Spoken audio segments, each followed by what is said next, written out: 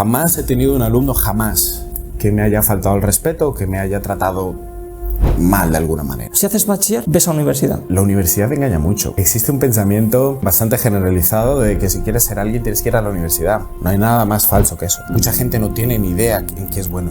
No tiene ni idea. Un profe llega a un aula, imparte unas asignaturas, tú tienes que estar callado, tomando nota y preparándote para un examen. Y si quieres hablar, levanta la mano y no me parece adecuado. Muchos profesores lo hacen y se enfrentan con estudiantes cada vez más desconectados de las normas.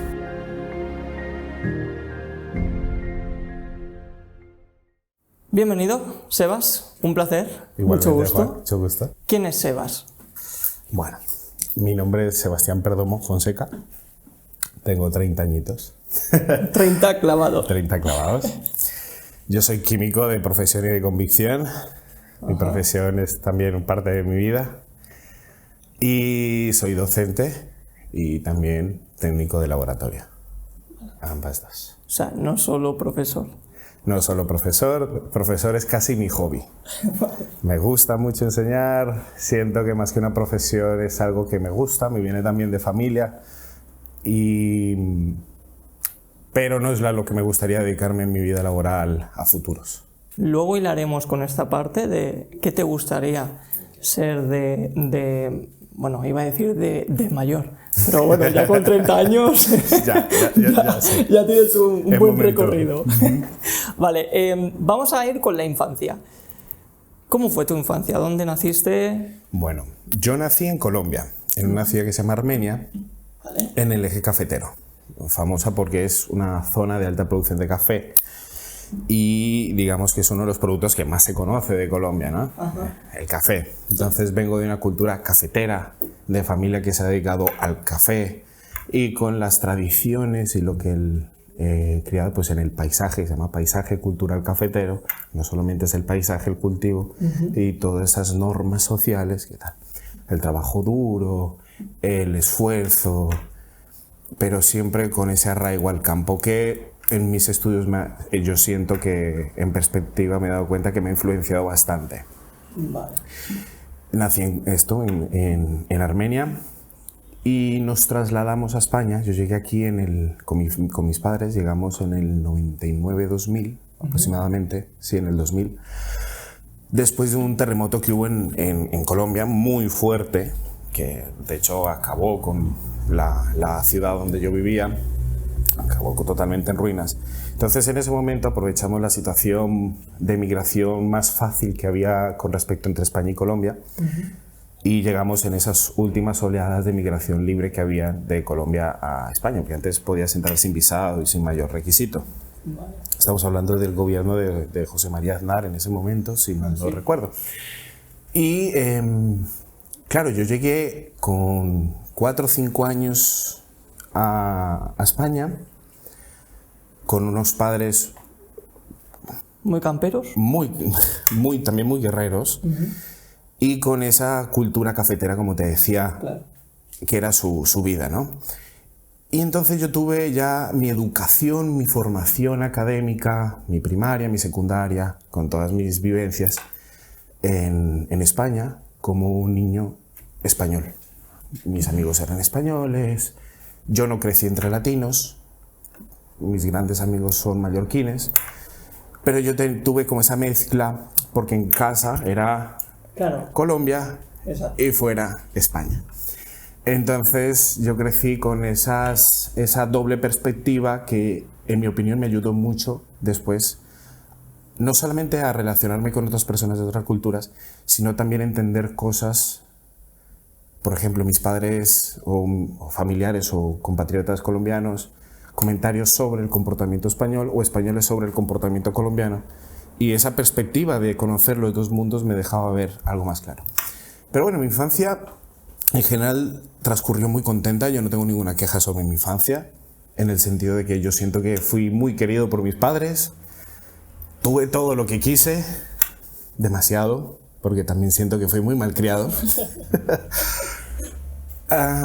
Y todo eso lo padecí un poco durante mi adolescencia, debido a la crisis económica del 2008-2009, si mal no recuerdo. Mis padres se dedicaban al sector de la construcción. Mi padre era constructor, Mi madre era administrativa. Fueron dos sectores muy apaleados. Nosotros teníamos en ese momento, mis padres habían comprado una vivienda, los coches, esto, lo otro.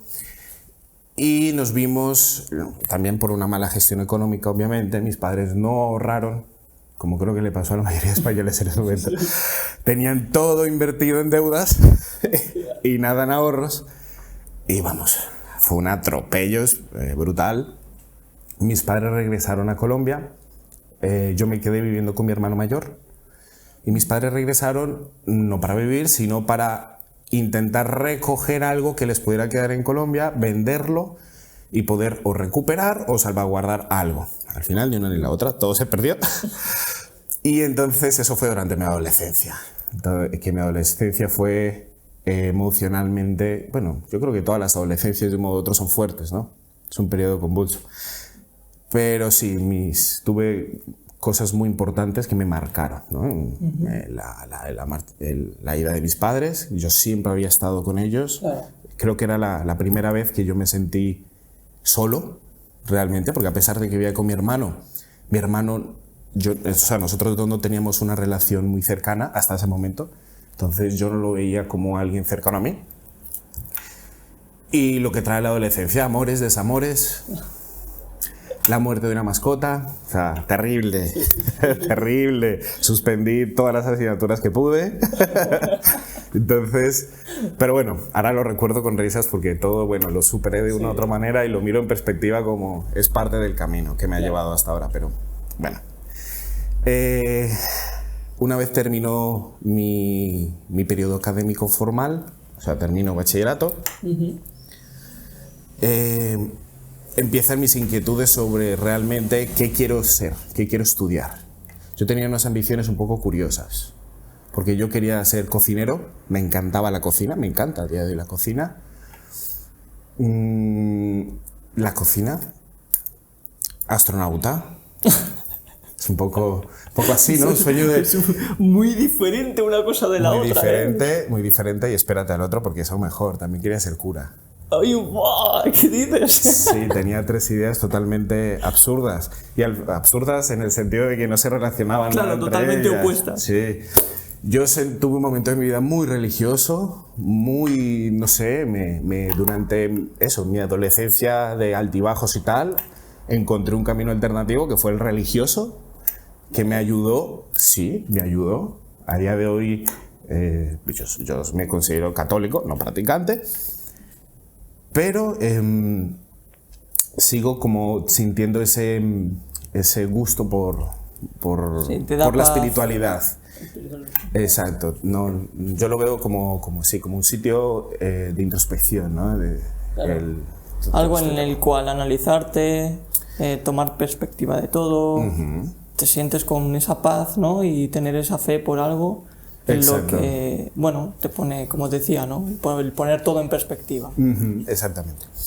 Astronauta, ¿por qué? El explorar, conocer cosas nuevas, desafíos, un mundo totalmente desconocido, un sitio donde cualquier tipo de proyecto es algo nuevo, no se ha hecho nada. Claro. Un desafío que, bueno, me encantaría. Uno de mis sueños es y será poder ir al espacio. Ojalá la tecnología avance lo suficiente para viajecito a la luna. Vamos. Hacer viajes como quien coge un tren, coger una nave. Sería feliz de la vida, vamos. Sería algo maravilloso que pudiera vivir algo así. Y el cocinero, porque en la cocina siento que tienes la libertad de poder crear algo. A mí me gustan mucho los trabajos manuales, las artesanías. Soy malísimo, me gusta, pero no se me da bien. Es como la gente que practica el fútbol, que no tienen ni algunos. Tengo amigos que les encanta el fútbol, pero son unas patatas completas. Para ellos les encanta. Claro, es por diversión. Es por diversión, sí. Y a mí la cocina es algo que me abstrae. Puedo tener el día más terrible del mundo, que si me dejan a mí un espacio de cocina y me sirve para expresarme, desahogarme y desconectar. Entonces la cocina siempre ha sido para mí un sitio seguro. Claro. Y la única manera en que pude mezclar las tres fue la química. No sé cómo, pero llegó la química. Al principio entré un poco dudoso, yo quería dije, si voy a estudiar ciencias, porque eso sí lo tenía seguro, si voy a la universidad quiero estudiar ciencias. Quería entrar como biólogo, lo intenté muchas veces, me rechazaron todas, y siempre me presentaba como tercera opción, química. Vale. Al final dije, ok, el universo me está diciendo, haz química. Tú de biólogo no, haz química. Porque no solamente fue en una universidad, fueron en 2 universidades que lo intenté, en tres ocasiones, con 3 repeticiones, o sea, multiplica. 9 veces, más de 9 veces intenté entrar a biología, y todas las veces fui rechazado en biología y aceptado en química. Ya le dirás. Entonces dije, no, ya está, voy a darle la oportunidad. Si no, después puedo hacerlo. Claro. Al final no, dejé química. No me arrepiento nada. A día de hoy me digo, ojalá si pudiera cambiar algo del pasado, no cambiaría la decisión de ser químico, sino me explicaría a mí mismo cómo aprovechar mejor ese tiempo estudiando química, más que cambiarme de carrera. Como te dije al principio, para mí la química no es solamente mi disciplina, es la forma en la que yo veo las cosas. Yo me especialicé dentro de la química en una rama que se llama la fitoquímica, que es el estudio químico de las plantas. Vale. Como te dije, ahí me di cuenta de que ese bagaje familiar, cultural, seguía en mí, porque yo sentía una pasión de que nos venía, sabía de dónde, por el medio natural. Entonces me dediqué a estudiar plantas. Entonces, para mí, caminar por la calle, ir por algún sitio, yo veo una planta y no veo, mira, un arbolito, mira, un arbusto, no, mira, esto es una especie tal, produce tales compuestos químicos. Los compuestos químicos más abundantes en esta especie son estos, se aplican para esto. Yo voy viendo a veces incluso físicamente es imposible, pero en mi mente lo visualizo muy bien. Sí, te lo imaginas cómo sale la planta, ¿no? Dibujada, y sale como de en sí todos sus empiezo como a desglosar, como en los libros de biología, esto, la célula, tal, y vas entrando y vas desgriñando qué hay dentro. Wow. un poco, por eso te digo que es mi vida, me encanta y no lo cambiaría por nada. Vale. Bueno, aquí ya te estoy contando un poco ya fuera de mi infancia, ya mi formación. Sí. Una vez termino la carrera, yo empecé la carrera en la UIP. Vale. Oye, yo empecé la carrera aquí con algunos amigos. En carrera, ¿no? O sea, entrar a la universidad, después separarnos, obviamente. Y tuve la oportunidad de conocer gente muy, muy maravillosa que me ha acompañado hasta el día de hoy. No muchos, o sea, entramos, creo que 60 o 70 de la primera promoción de química de ese año. Para el segundo año ya éramos 20. Y conocí 3-4 personas que hasta el día de hoy siguen siendo esas 3-4 personas. O sea, de este círculo cercano, amigos. De amigos, sí. Como te conté, en mi adolescencia fue muy, muy de altibajos. Y llegué a tener un grupito de amigos, queríamos formalizar incluso una asociación, porque éramos muchísimos, éramos 40 y pico, y en la universidad seguí conociendo gente.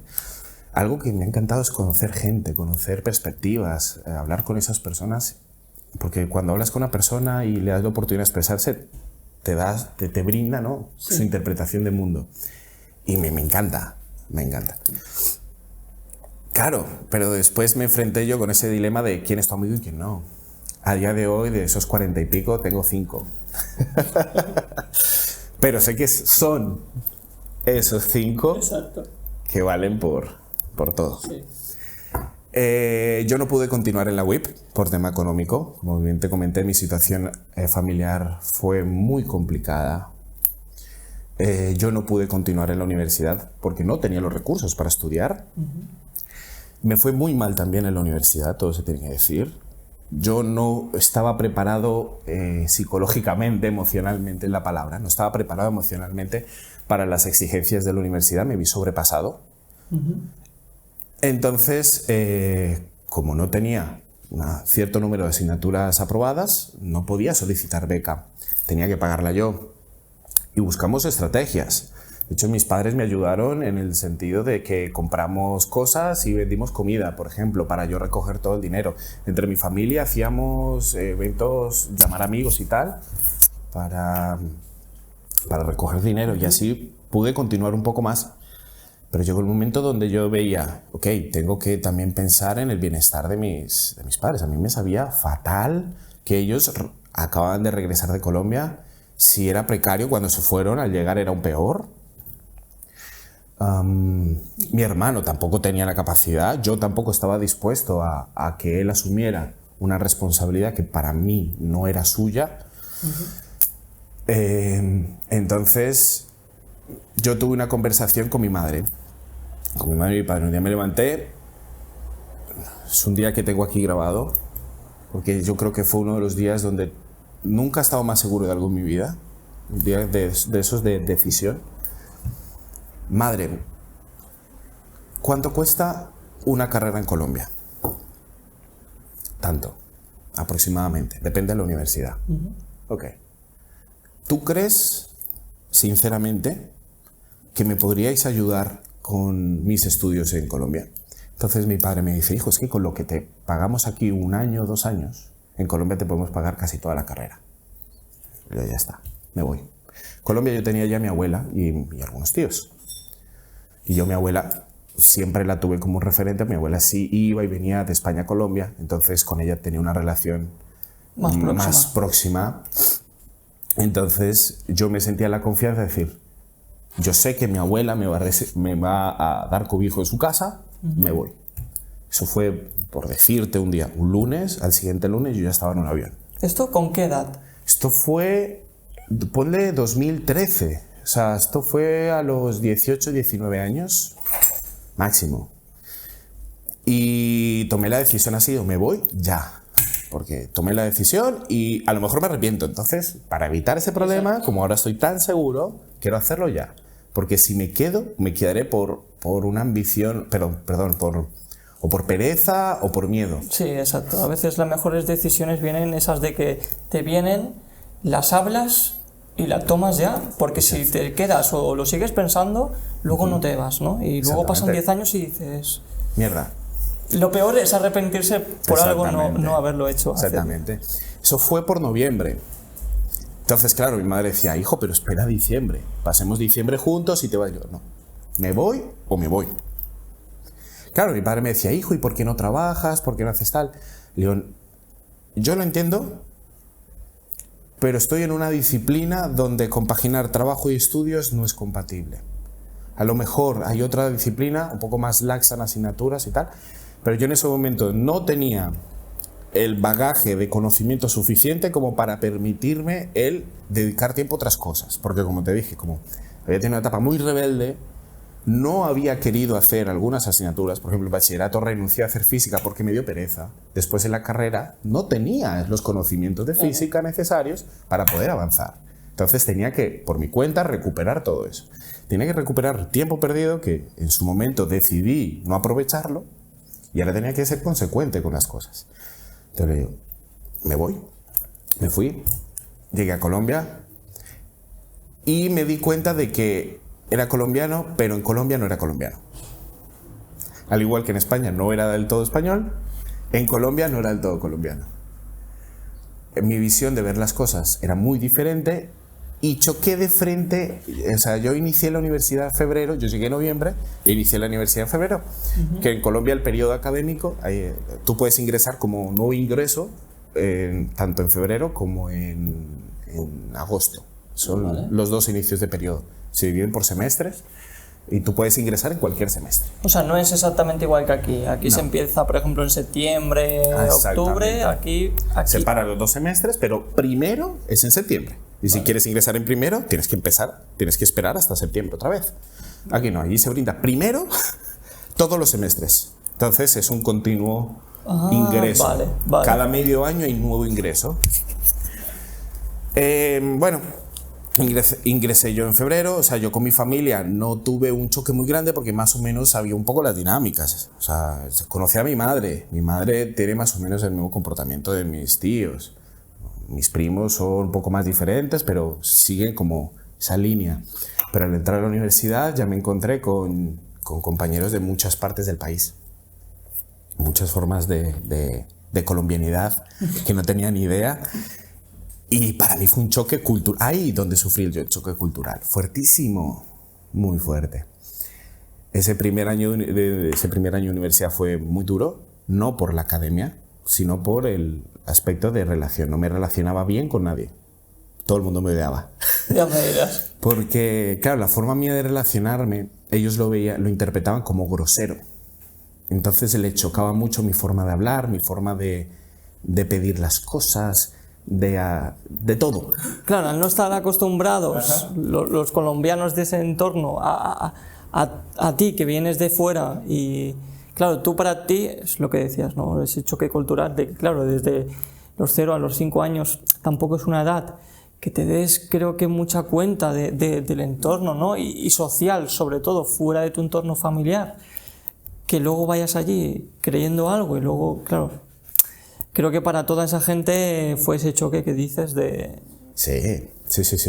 Y, a ver, me consta que hay otras inmigrantes en situaciones muy parecidas a la mía que les pasa exactamente lo mismo. El vivir en otro país siendo de otro, cuando eres adulto es diferente, porque como muchas veces lo que te une es una relación laboral, a ti te da igual que tu compañero de trabajo diga X o tal motivo, pues mientras no interfiera en tu trabajo, no hay mayor problema. Pero cuando las relaciones ya van a ser personales, porque en un instituto, o bueno, en una universidad, en un instituto, en el mundo académico, no existe esa formalidad laboral. Tienes relaciones más cercanas, tu compañero de estudios también es tu amigo, o puede ser incluso tu pareja. Claro. Que el mundo laboral también, obviamente, pero yo creo que en un menor rango. Exacto. Importa más, tú vienes aquí a trabajar, ¿no? Sí. Luego cada uno para su casa y aquí no ha pasado nada. Exactamente, en cambio en la universidad, ok, que después nos vemos para estudiar esta historia juntos. O un trabajo incluso, y vas a su casa y él a la tuya. Exacto. O viceversa, pues al final. Entonces... A este le gusta darle... Sí. Entonces, claro, me vi yo con el relacionarme con gente y no saber cómo relacionarme. Y tuve ese problemita. La comida también me chocó demasiado. El consumir comida colombiana todos los días. Porque para mí comer colombiano era de domingo. Claro. Y ahora tenía que comerlo todos los días. Y yo, ¡ay!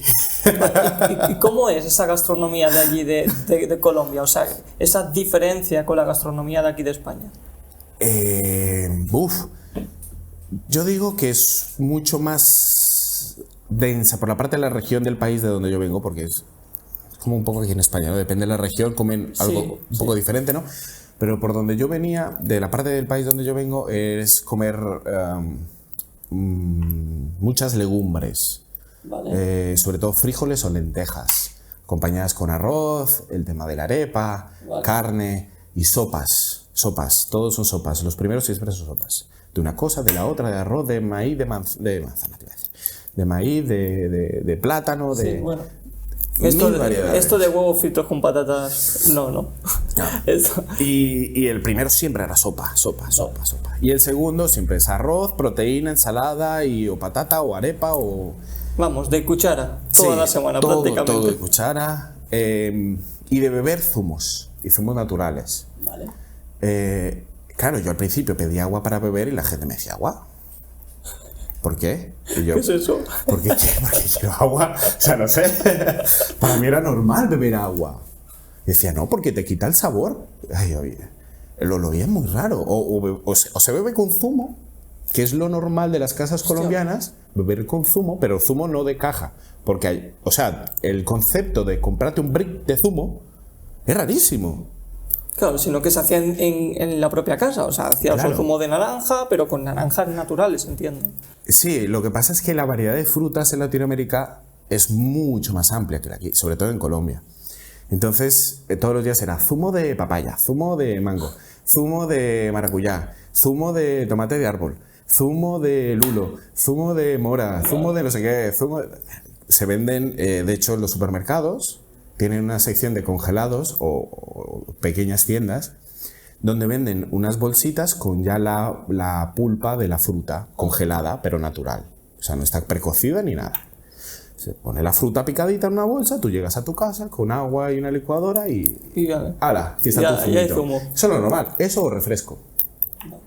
Eso sí identifiqué que en Colombia tienen una ingesta impresionante de refrescos. Y llegaba yo a pedir agua. Entonces, todo eso jugaba en mi contra, ¿no? Cuando estaba en sociedad, porque me miraban. Destacaba. El rarito que se pide agua. Que se pide agua, sí. Sí. Y claro, la gente está acostumbrada a comer ciertas cosas y lo demandan. En cambio, yo llegaba y decía, frijoles, no quiero frijoles. ¿Cómo vas a comer frijoles? Es lo normal. Yo no. O sea, está bien comer frijoles, pero no quiero desayunar, almorzar, cenar frijoles 7 días a la semana. Se come comida muy fresca, de hecho con los quesos es, por ejemplo, el comerte un queso curado es casi un evento porque tienes que ir a sitios específicos para adquirir una cantidad pequeña de cierto queso a un dinero considerable. Entonces se consume mucho queso fresco, ¿vale? Y variedades, está el queso cuajada, queso campesino, queso no sé qué, pero son todos quesos muy frescos. Ese queso por la mañana era leche. Entonces para mí también me chocó mucho porque yo me acostumbré a comer una variedad también de quesos diferentes que añoraba. Yo a la larga añoraba comerme un queso, claro. Es decir, yo, no sé, comerme un queso azul o con quelitas, que es una de las cosas que más me gusta.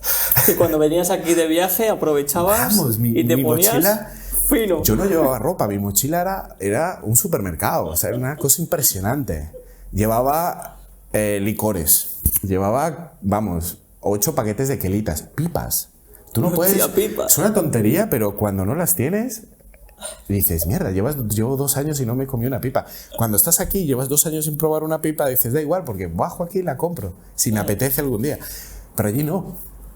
Entonces, llevaba pipas, fuet, cantidades de fuet, bolas de queso, las compraba enteras. No, es que te llevas una mochila entera llena de comida. De comida. Cuando pasaba por las aduanas, o sea, me dejaban pasar, pero era como, ¿estás bien?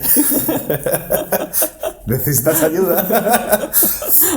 De hecho, una vez, como anécdota, en Colombia, mira, yo te digo que Colombia le ganará a España en cuestión de frutas en todo lo que quiera. Okay. Pero hay 3 frutas en las que no. Mucha tierra, mucho clima, pero lo que tú quieras, pero temas cítricos y melones y sandías son terribles en Colombia, pero terribles. Aquí, bueno, o sea, los zumos de naranja en Colombia son salfumán con aroma a naranja, son extremadamente ácidos. Es que no se pueden ni beber, ¿no? No, a mí no me gustaba nada. Yo sufro de acidez y beberme un zumo de naranja era padecer todo el día. Me amargaba el día un zumo de naranja. Joder. Y son muy fuertes, no sé por qué, pero son muy potentes. Claro, allí los mezclan con cosas, con miel, con no sé qué tal. Digo, sí, pero lo de exprimirte un zumito y... ¡Uy, qué rico! No. En Colombia lo hacen porque para ellos es normal, sí, claro. Pero yo que comparé dije no. O una sandía o un melón. Entonces yo esto le insistí a algunos amigos, un muy buen amigo mío de Colombia, él es de origen campesino, entonces su familia cultiva y vende. Entonces, claro, cuando le dije yo que habían cosas de tierra mejores que de España, ¿qué tal? Para él eso fue una ofensa. ¿Perdona? Yo te lo aseguro. Entonces me dice, tráeme semillas de tu tal melón, de ese melón piel de sapo, sí. ¿Vale? Que veremos a ver si es mejor o no. Okay. Entonces, en un viaje que tuve, pues yo intentaba venir cada 2 años. Yo estuve en total en Colombia 5 años. Cada 2 años yo intentaba, 2 años, intentaba venir aquí por Navidades. Vale. Entonces aprovechaba también para el cargamento, ¿no? Y en una de esas me llevé un paquete de semillas de melón piel de sapo. Vale. Y aquí viene la anécdota porque al pasar por aduanas siempre era un poco, me separaban porque es eso, yo llevaba una mochila loca, sí. ¿sabes? Llevaba 2 mochilas de 23 kilos repletas de comida. Y me detuvieron por las semillas. Por las semillas. Y te las quitaron, ¿verdad? Y me las quitaron. Porque no... sí. Y me amenazaron, o sea, tipo, ¿qué haces inconsciente? Y yo, qué superior. Eso te iba a decir, por las tierras y por el clima y esto de las cosas autóctonas, ¿no? Que se les dice de que, claro, de hecho el país más heavy con todo esto es Australia, o sea que no te dejan entrar nada, pero es que nada de nada. Y claro, eso te iba a preguntar mientras me lo estabas explicando y yo decía, pero ¿podrá haberse llevado semillas de aquí, de origen español? Vamos, me trataron como terrorista. Y no solo, porque para colmo, la verdad, no llevaba solamente semillas de melón, sino también de cacahuete. Semillas de cacahuete y semillas de sandía. Paquetitos de esos que compras en viveros. Sí. Y vamos, bueno, tíralas, no hay problema, tíralas. Ya está. Llegué yo a Colombia y tengo un par de compañeros biólogos y les hice el comentario. Y yo pensé que se iban a reír y no, se enfadaron conmigo. Y yo, ¿qué haces? Inconsciente. Y yo, me han reñido otra vez. Claro. Yo que trato aquí de demostrar que la fruta de España, hay cierta fruta que está mejor y no me dejan. Y bueno, pues nada, lo siento. Oye, claro, ya ellos, obviamente un biólogo con más perspectiva ya te lo explica con un poco más de argumento, porque el policía que me atendió del ICA, se llama así, los del ICA, solamente me dice que está prohibido y ya está, pero yo no entendía por qué. Yo decía, ¿cuál es el problema medioambiental? No lo entiendo. Me estaban informando sobre un problema medioambiental, pero no me decían cuál era el problema medioambiental. Y ya los biólogos me pusieron en contexto. Ya me explicaron un poco más el problema de una especie invasora, desplazamiento de cultivos, de plantas tal. Y yo, ok, ya lo entiendo. Esto, si me lo hubieran enseñado en la escuela, yo no lo hubiera hecho. Entonces, estuviste 5 años yendo, viniendo, con un choque cultural que costó, entiendo, adaptarte. El primer año estuve con ese choque. En cuanto regresé a España, me di cuenta de que la cosa tenía que cambiar. ¿Registraste en España? Al primer año, a pasar las Navidades. Vale. Las Navidades del siguiente año las pasé aquí. Y me di cuenta, el motivo, reconecté con ese Sebastián que había decidido marcharse y dije, ok, no me puedo dejar achantar por esto. Entonces, al regresar a Colombia, regresé otra vez más decidido y no más. Tuve una inmersión total, de hecho lo hice aposta. Cogí asignaturas de la universidad como paisaje cultural cafetero, multiculturalidad, optativas como derechos y normas sociales. La universidad ofrecía asignaturas muy así. Sí, o sea, asignaturas, son asignaturas que como que te obligan a estar más en grupo, entiendo, ¿no? Exacto, en grupo y en contacto con el entorno. Vale. Entonces teníamos que salir, por ejemplo, en paisaje cultural cafetero, te llevan un cafetal, te enseñan cuál es el proceso de eso y te enseñan cómo es un campesino, qué es un jornalero, cómo se vive en un cafetal, todo eso. Y es como retomar, reencontrarme con esas raíces que, vuelvo y te digo, me enseñaron que yo realmente no era ajeno a eso, ya lo tenía y no me había dado cuenta que me influenciaba hasta ese momento que dije, ok, esto que estoy haciendo es por esto, no me vino de mágicamente, ¿no? Yo ya lo sabía de una u otra manera. Y pude encontrar pues personas muy importantes como este amigo campesino que te digo, que amigo mío para toda la vida, la familia que no se elige. Perdón, la familia que se elige. La familia que se elige. Y terminé mi carrera, terminé in extremis en tiempo de COVID, porque justo cuando terminé empezó la pandemia. Para mí fue un año maravilloso porque había terminado la carrera, me echaron del trabajo, entonces me indemnizaron, recogí los sueldos que tenía pendientes de la universidad en Colombia y no tenía mayor obligación que volver a España porque el viaje era en mayo y me lo aplazaron indefinidamente porque se cerraron los aeropuertos. Entonces me vi yo encerrado en mi casa con un dineral. Y dije, ok, ahora aprovecharé lo que no he hecho en mi vida todo este tiempo, que ha sido viciarme en el ordenador, pero una cosa dura. Y vamos, ocio total. Yo, la verdad, el encierro lo viví muy a gusto. O sea, empezaste a jugar a videojuegos. A videojuegos. ¿Qué videojuegos? tuve mi etapa lolera, jugar League of Legends. Ahí ya somos dos. Sí. Mi etapa en League of Legends, intercalada con juegos un poquito más antiguos, que para mí no son antiguos, eran juegos que yo jugaba, que son Age of Mythology, Age of Empires, Rise of Nations, yo qué sé, descargarme el Halo para jugarlo online. El Halo. Wow. Claro, reconectando yo con mi PlayStation 2 y con mi ordenador Windows 98, ¿sabes? Mi Windows XP, o sea, sí. Maravilloso. Vale, regresé yo a España e inició el trámite más tedioso de la vida, que es homologar la carrera. No solamente es un papeleo importante, sino son mínimo 2 años de espera. Durante esos 2 años hay que aprovechar el tiempo, entonces ingresé a la UIP de nuevo, donde curiosamente me encontré uno de estos amigos con quien empecé la carrera. El primer día de clase llego, cruzo la puerta y el primero que estaba sentado era esta persona. Y fue como, ¡hey! Yo te conozco. Fue genial. Sobre todo porque ese año en el máster ingresamos 4. ¿Solo 4? Solo 4. Eran clases personalizadas, porque las generales las vimos los 4. Pero los 4, para colmo, escogimos especialidades diferentes. Entonces era clases personalizadas. Ya me verás. Terminé mi máster. De esa manera también te digo que tuve una de las mayores decepciones de mi vida, académicamente hablando, fue durante la etapa del máster. Pero bueno, terminé mi máster, aprendí muchísimo. ¿Pero una decepción en qué sentido? Con respecto a la visión que yo tenía sobre la investigación en España. Vale. Y sobre lo tan posible o viable es que una persona pueda investigar. Claro, de ser independiente, por así decirlo. Sí, o que una universidad... O sea, por ejemplo, yo en Colombia me encontraba con el que si tú quieres investigar, tienes que sufrir mucho. Es un país con pocos recursos, ergo sus universidades tienen muy pocos recursos y tienen que ser gestionadas al milímetro.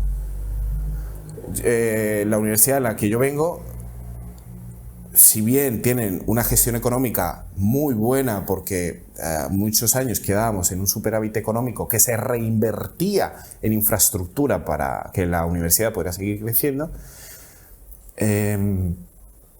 no había dinero para investigar. Si tú querías investigar, o tú tienes tu dinero, o consigues padrinos políticos para financiarte corruptamente hablando, porque es que no hay otra forma.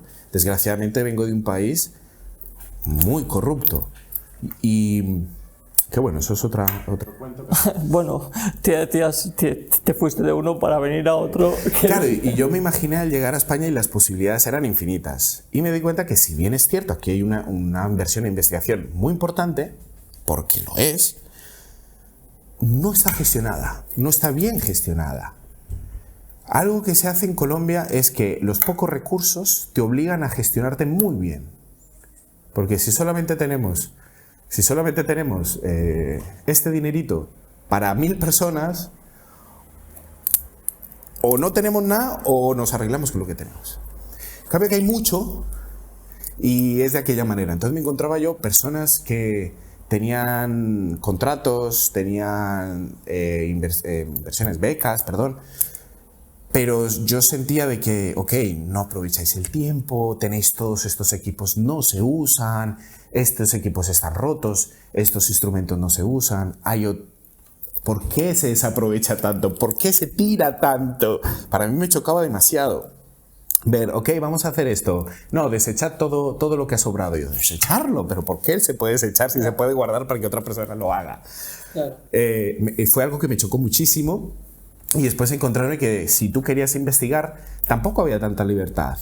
Tenías que tener, pues aquí los investigadores tienen que buscar su financiación con proyectos.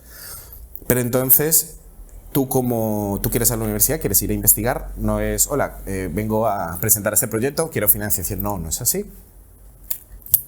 Necesitas más cosas, muchas más. Es más burocrático todo. Claro.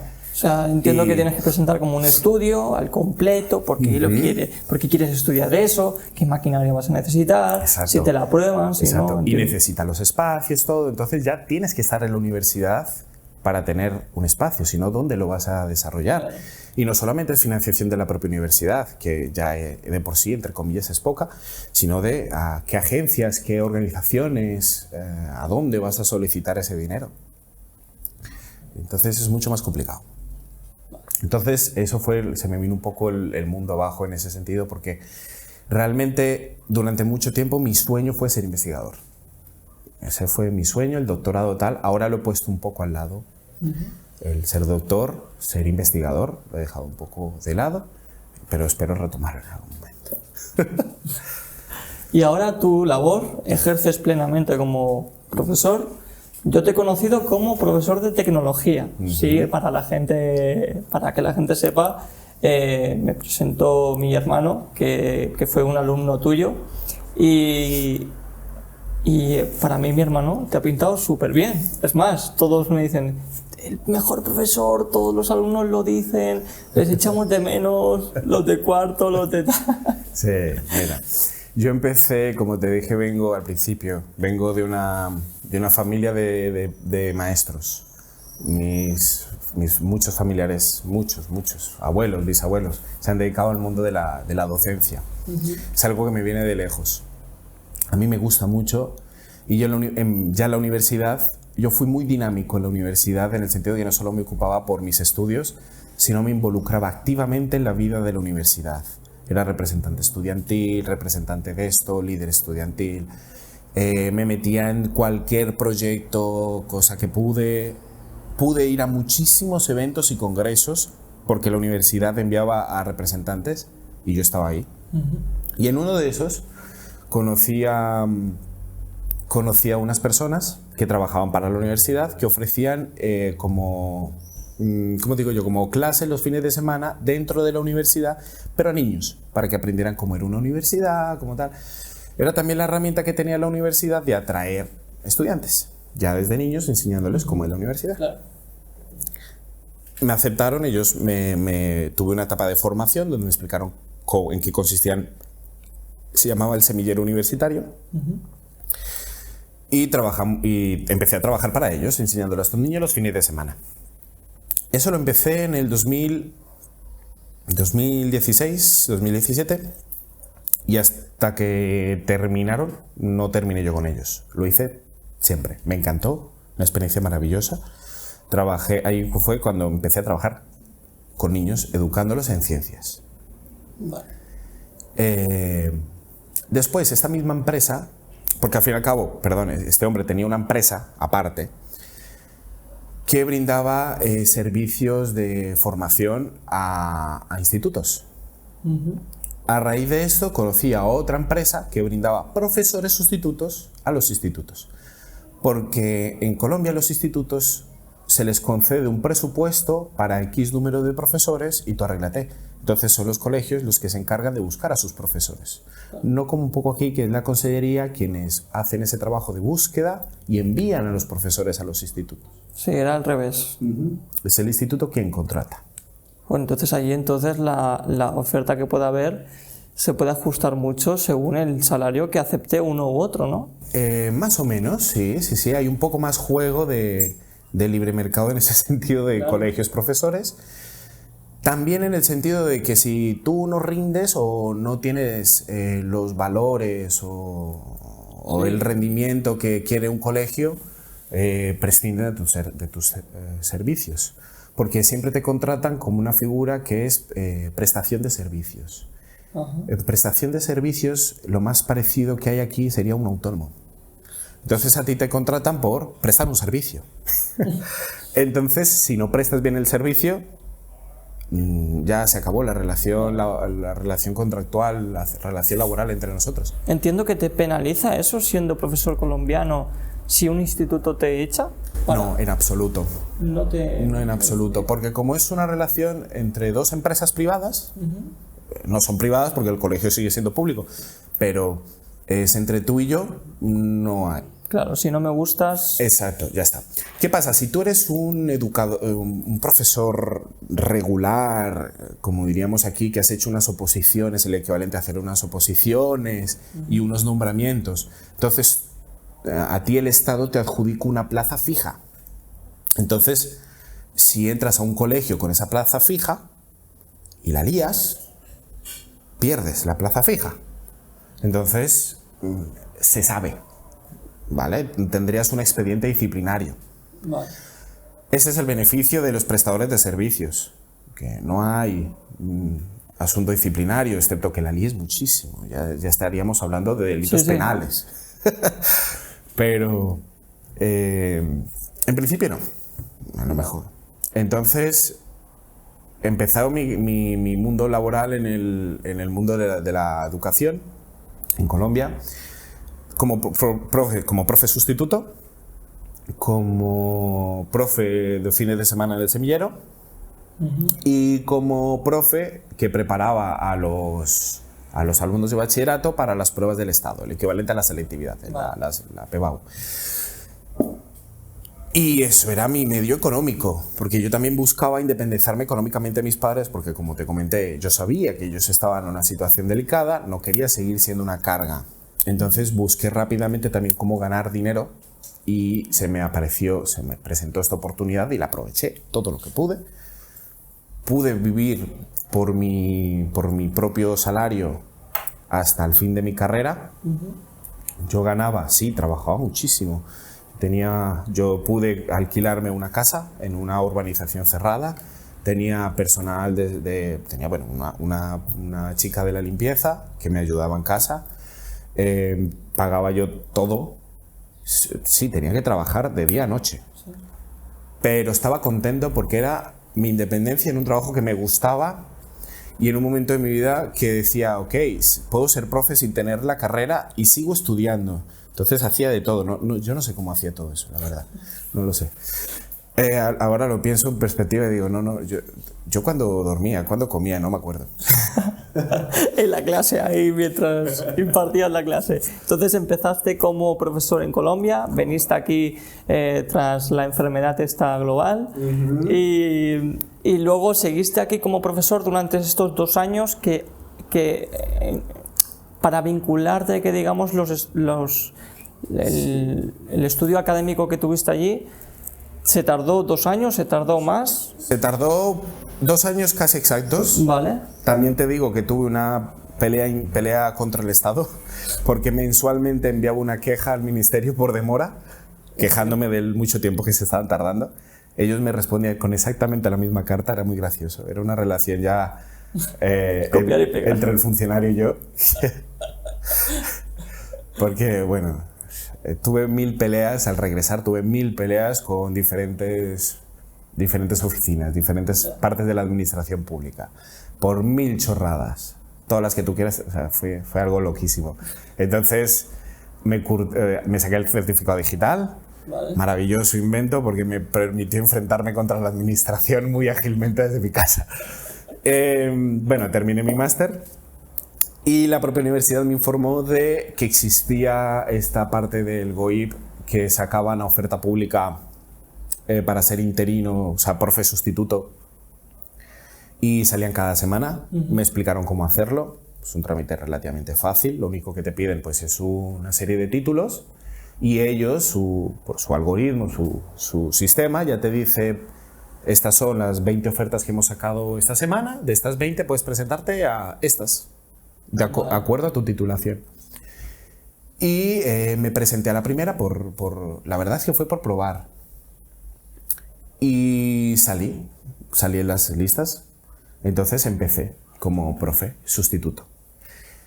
Mi primera experiencia como profesor fue muy diferente a lo que yo viví en Colombia. ¿Diferente positivamente o negativamente? Ninguna la otra, diferente. Vale. Diferente, ni positivo ni negativo, porque al fin y al cabo es otra cultura. Claro. Colombia tiene el respeto por el profesor, es muy... está muy presente. Está muy presente por el profe. De hecho, algo que a mí me chocó demasiado en un colegio que se veía, o sea, la gente lo veía como muy positivo, pero a mí como que me desordenaba los chakras. Era el exceso de orden. Era un colegio donde en cuanto yo crucé por la puerta, todos los alumnos se pusieron en pie y se posicionaron a la parte derecha de su escritorio.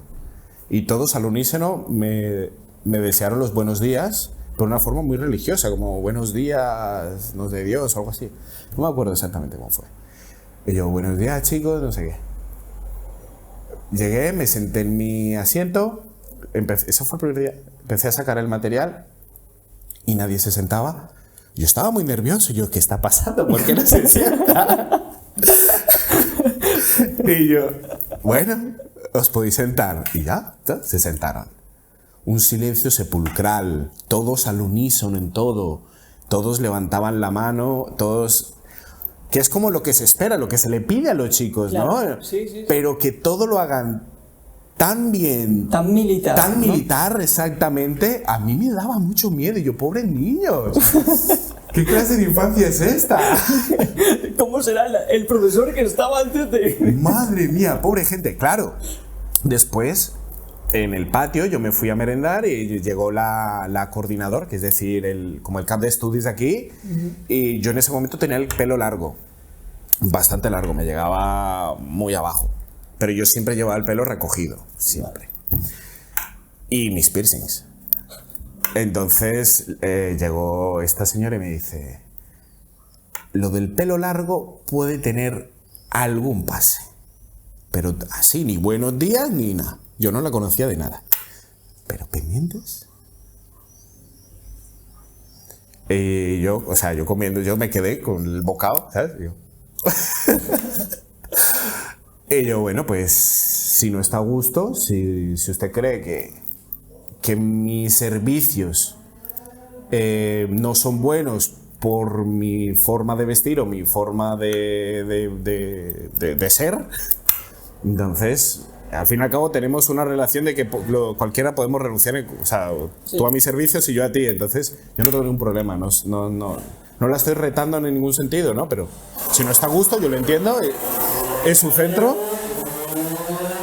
ya he podido ver de primera mano cómo llevan el instituto, entonces también entiendo que un elemento diferente como yo pueda romper claro, sí. Su visión de centro.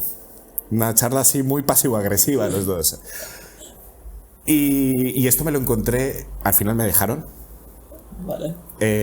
Les gustó mucho cómo di las clases, no les gustaba nada mi aspecto físico, me dejaron muy claro muchas veces, pero les gustaba mucho mi forma de enseñar.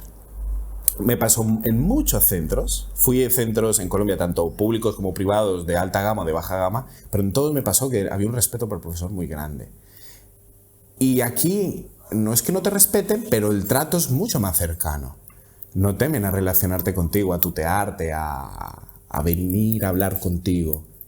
En Colombia como que el profe es una entidad aparte, ¿no? ¿Siempre te han tenido respeto aquí los alumnos de...? Siempre, siempre. Sí. No he tenido yo el primer alumno que me haya faltado el respeto de una manera... A ver, que me haya encontrado con algún alumno que... Oye, profe, es que eres tal cosa, tal... Pero en un contexto de risa, sí, de juego. De humor, exacto. Vale. Que igualmente le he dicho, tranquilito, Le he llamado la atención, le das el toque como para que sepa que hay una línea, pero ya está, no hay ningún problema. Jamás he tenido un alumno, jamás, que me haya faltado el respeto, que me haya tratado mal de alguna manera, de que yo me haya sentido ofendido. Jamás. Menos mal.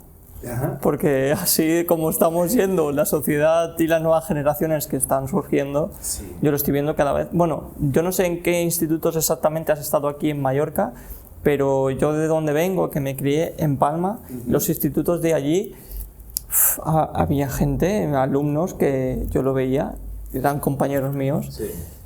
Pero locura. O sea, estamos hablando de que levantaban las sillas al profesor, que una vez se le tiró.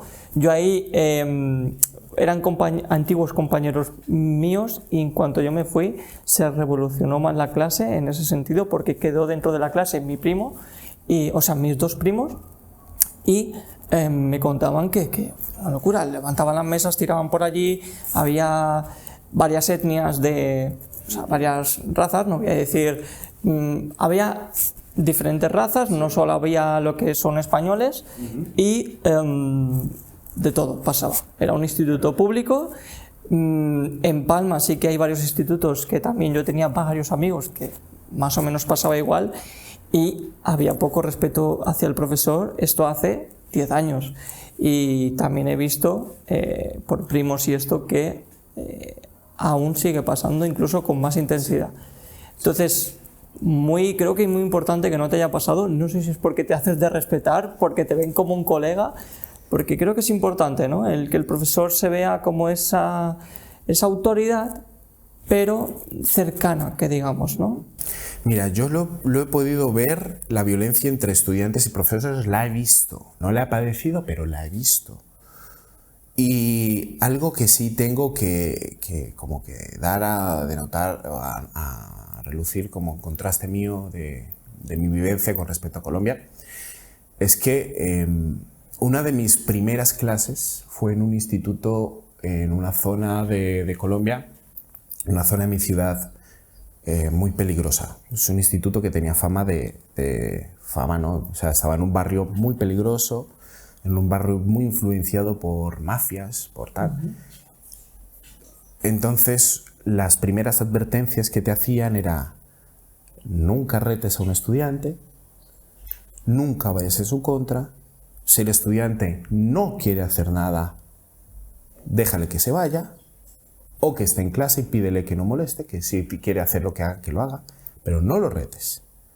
Porque eran estudiantes que estaban en esa situación social colombiana más cruda, entonces también tenías que tener ese toque de empatía a darte cuenta de que esa persona que está ahí sentada, ese alumno, tú no sabes lo que ha sufrido esa persona y que no tiene la capacidad de relacionarse adecuadamente con otras personas porque jamás lo ha aprendido. Entonces no le puedes exigir.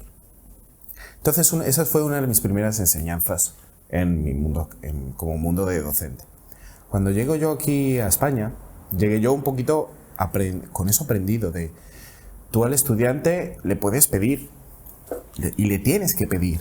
Tú tienes que cumplir unos objetivos, unas metas, tienes que pedirlo. Pero el camino no tiene por qué ser uno, no tiene por qué ser un camino rígido, estático, muy obtuso, que a veces tienen algunos profesores. Muy general. Yo creo que esa visión es muy generalizada dentro de la visión del profesorado medio, de que un profe llega a un aula, eso que te decía, como esa visión militar, un profe llega a un aula, imparte unas asignaturas, tú tienes que estar callado, tomando nota y preparándote para un examen. Y si quieres hablar, levanta la mano y poco más. No me parece adecuado. Muchos profesores lo hacen y se enfrentan con estudiantes cada vez más desconectados de las normas. No me parece negativo porque son generaciones que están creando su propio mundo en un mundo que está avanzando cada vez más, se está abriendo cada vez más perspectivas y no podemos estar obligando a la gente a cumplir una norma que aprendí yo porque me enseñaron mis padres que aprendieron de sus abuelos. Estamos hablando de profesores que están aplicando normas de hace 3 generaciones y chocan de frente contra un muro, que es que el estudiante no se niega activamente a obedecer cualquier tipo de indicación del profesor. Y cuando el profesor más se fortalece en su posición, lo único que genera es más fortaleza del estudiantado en su posición de rebeldía. A mí no me sirve de nada, y es lo que yo siempre he intentado aplicar en mis clases, a mí no me sirve de nada de que la mitad de mi clase, o sea, de que 3 o 4 me aprueben. No me sirve de nada. Yo intento siempre al máximo de que todos estén a gusto y adecuar el material en lo posible para mis estudiantes. ¿Cuál es el problema? Que si tengo una clase muy diversa, unos están muy avanzados y otros muy atrasados, voy a tener que buscar un punto de equilibrio. Y los de atrás van a tener que acelerar y los de adelante van a tener que frenar un poco. Entonces yo lo entiendo. Pero eso, bueno, al fin y al cabo sería gestión. Si un instituto se puede gestionar de otra manera y pudieras adecuar a los grupos por sus capacidades dependiendo de las asignaturas, no tendrías este problema. Claro. Pero bueno, eso implicaría más cosas. Sí. Pero sí que he visto estudiantes que, es eso, profesores que incluso he visto llorar por comportamientos de alumnos que luego están conmigo y hablan, sí, pero trabajan, me dejan trabajar y hacen todo lo que yo espero de ellos, que es cumplir la serie de objetivos que se planteen para el curso o para la asignatura o para el día. Solamente por no buscar el enfrentamiento, de obligarlos a que ellos cumplan mis normas. Yo solamente los obligo a que cumplan las normas del centro, que también las tengo que cumplir yo. Las tenemos que cumplir todos. Pero yo, ¿por qué los tengo que obligar a quedarse? Por ejemplo, tenemos un trabajo. Tienen que estar sentados 1 hora haciendo un trabajo en ordenador, en papel, en lo que sea. ¿Por qué les tengo que obligar a hacerlo en silencio? Habla con tu compañero. Ok, mientras no grites. O sea, haces más dinámicas las clases, hacen que sean más prácticas, sí, más entretenidas. En todo lo posible, más que entretenidas, dejarles que utilicen las herramientas que ellos creen adecuadas siempre y cuando cumplan el objetivo. Como ChatGPT. Por ejemplo, a mí lo que me importa no es que utilicen ChatGPT, sino que aprendan a utilizarlo bien. Enseñarle cómo se puede utilizar esa herramienta y las virtudes o amplitud de usos que pueda tener una herramienta. Porque a mí lo he visto y me parece tremendamente cínico de algunos docentes que sigan exigiendo a sus alumnos redacciones, resúmenes, que te entregan unas parrafadas con un lenguaje técnico universitario digno de un ministro de Hacienda, pero que el chaval no sepa definir qué es silla, no sepa. Pero tú como profesor no te des cuenta porque tampoco te están leyendo la redacción, no te la lees. Entonces, pero después denuncias que está mal el uso de esa herramienta.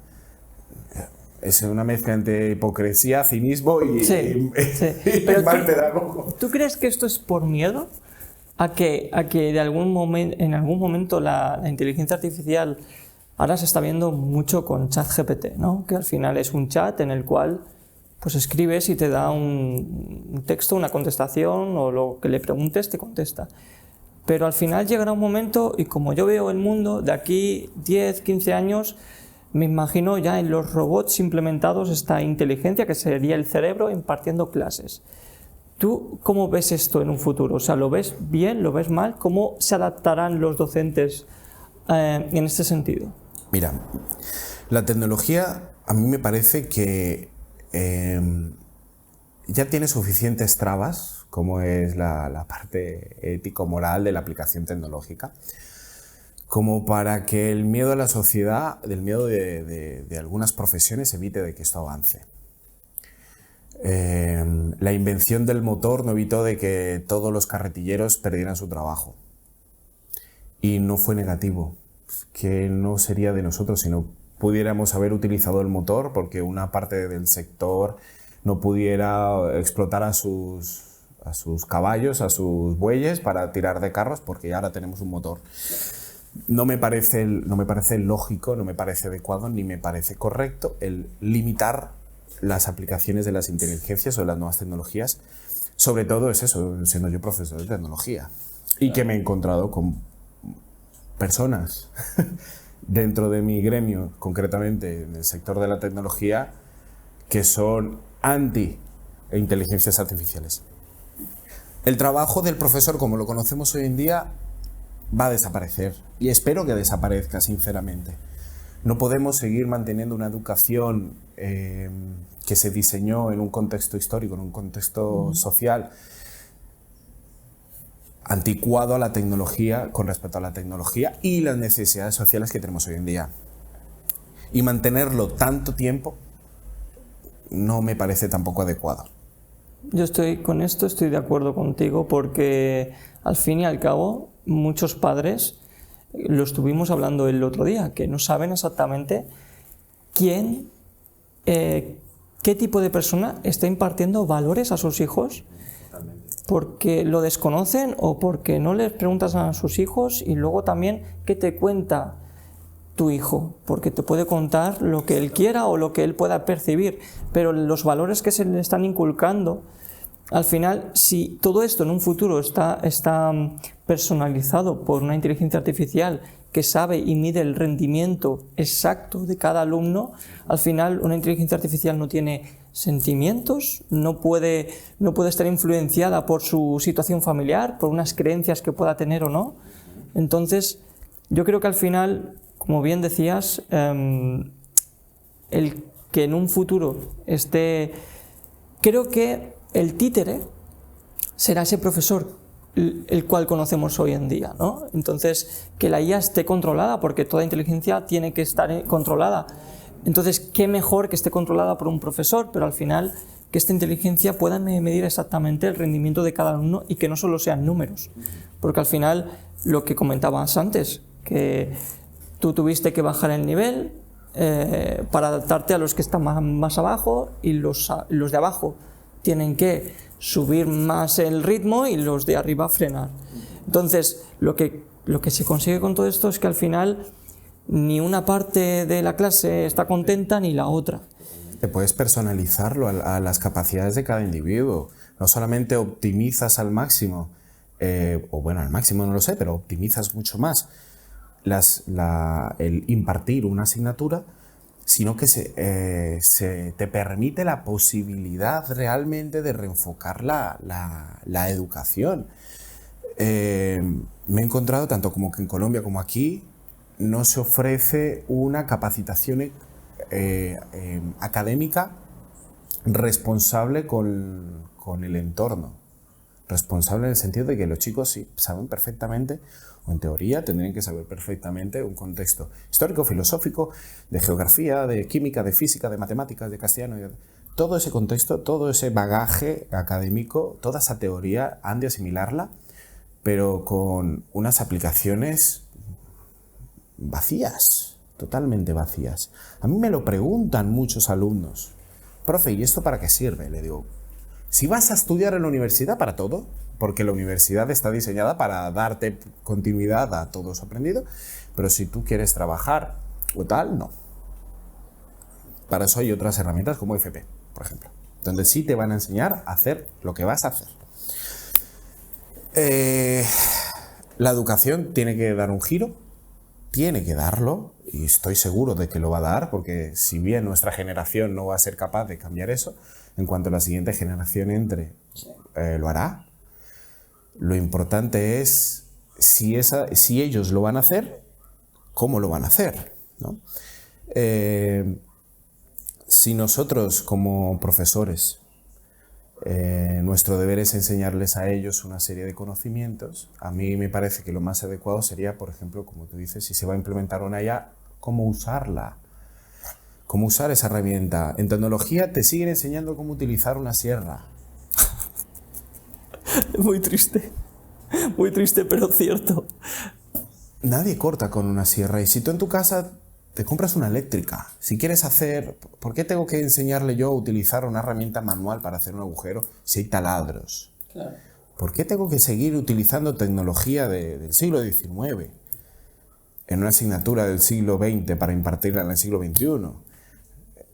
Suena distópico, que se llame la asignatura tecnología y no estén enseñando la tecnología que hay hoy, sino... Y si te enseñamos, ¿qué hacemos ahora? Te enseñamos electrónica, pero te enseñamos a cómo conectar una pila a una bombilla, que eso está muy bien si te lo enseñan en primaria, que es donde tendría que enseñarte que una pila puede encender una bombilla. Pero que en la ESO aún estemos rodeando este tema, me parece muy curioso. Y no sé, hay algunos profesores, porque me consta, hay asignaturas donde incluyen pinceladas de programación. Vamos a utilizar esta herramienta de programación para hacer un vídeo, para hacer un juego, para hacer un tal. ¿Vale? Muy bien. Les estás enseñando programación. Pero enséñales lenguajes de programación. Enséñales qué diferencia hay entre estos lenguajes y por qué hay diferentes lenguajes. Porque si hay diferentes lenguajes es que responden a diferentes necesidades o a diferentes capacidades. Hay formas de programar con un lenguaje más fácil que otro. ¿Por qué? Las bases. antes que entender luego. En vez de ponerle una plataforma que pones 2 cuadraditos, porque ya el programador, como asume de que no tienes ni idea, entonces te lo resume en un cuadrito que dice, si pones esto, tu personaje se mueve a la derecha. Pero tú no sabes qué hay detrás, que es el lenguaje que hay detrás.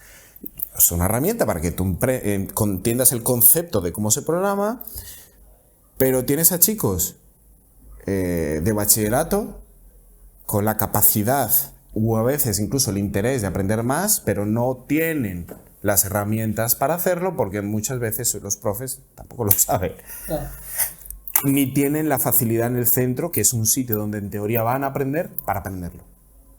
Y recurren a entidades privadas o cursos o tal, donde por fin les enseñen. Pero si al fin y al cabo estamos pagando una educación pública entre todos, estamos brindando un espacio, financiando una educación, ¿por qué en el espacio para educar no se le puede educar?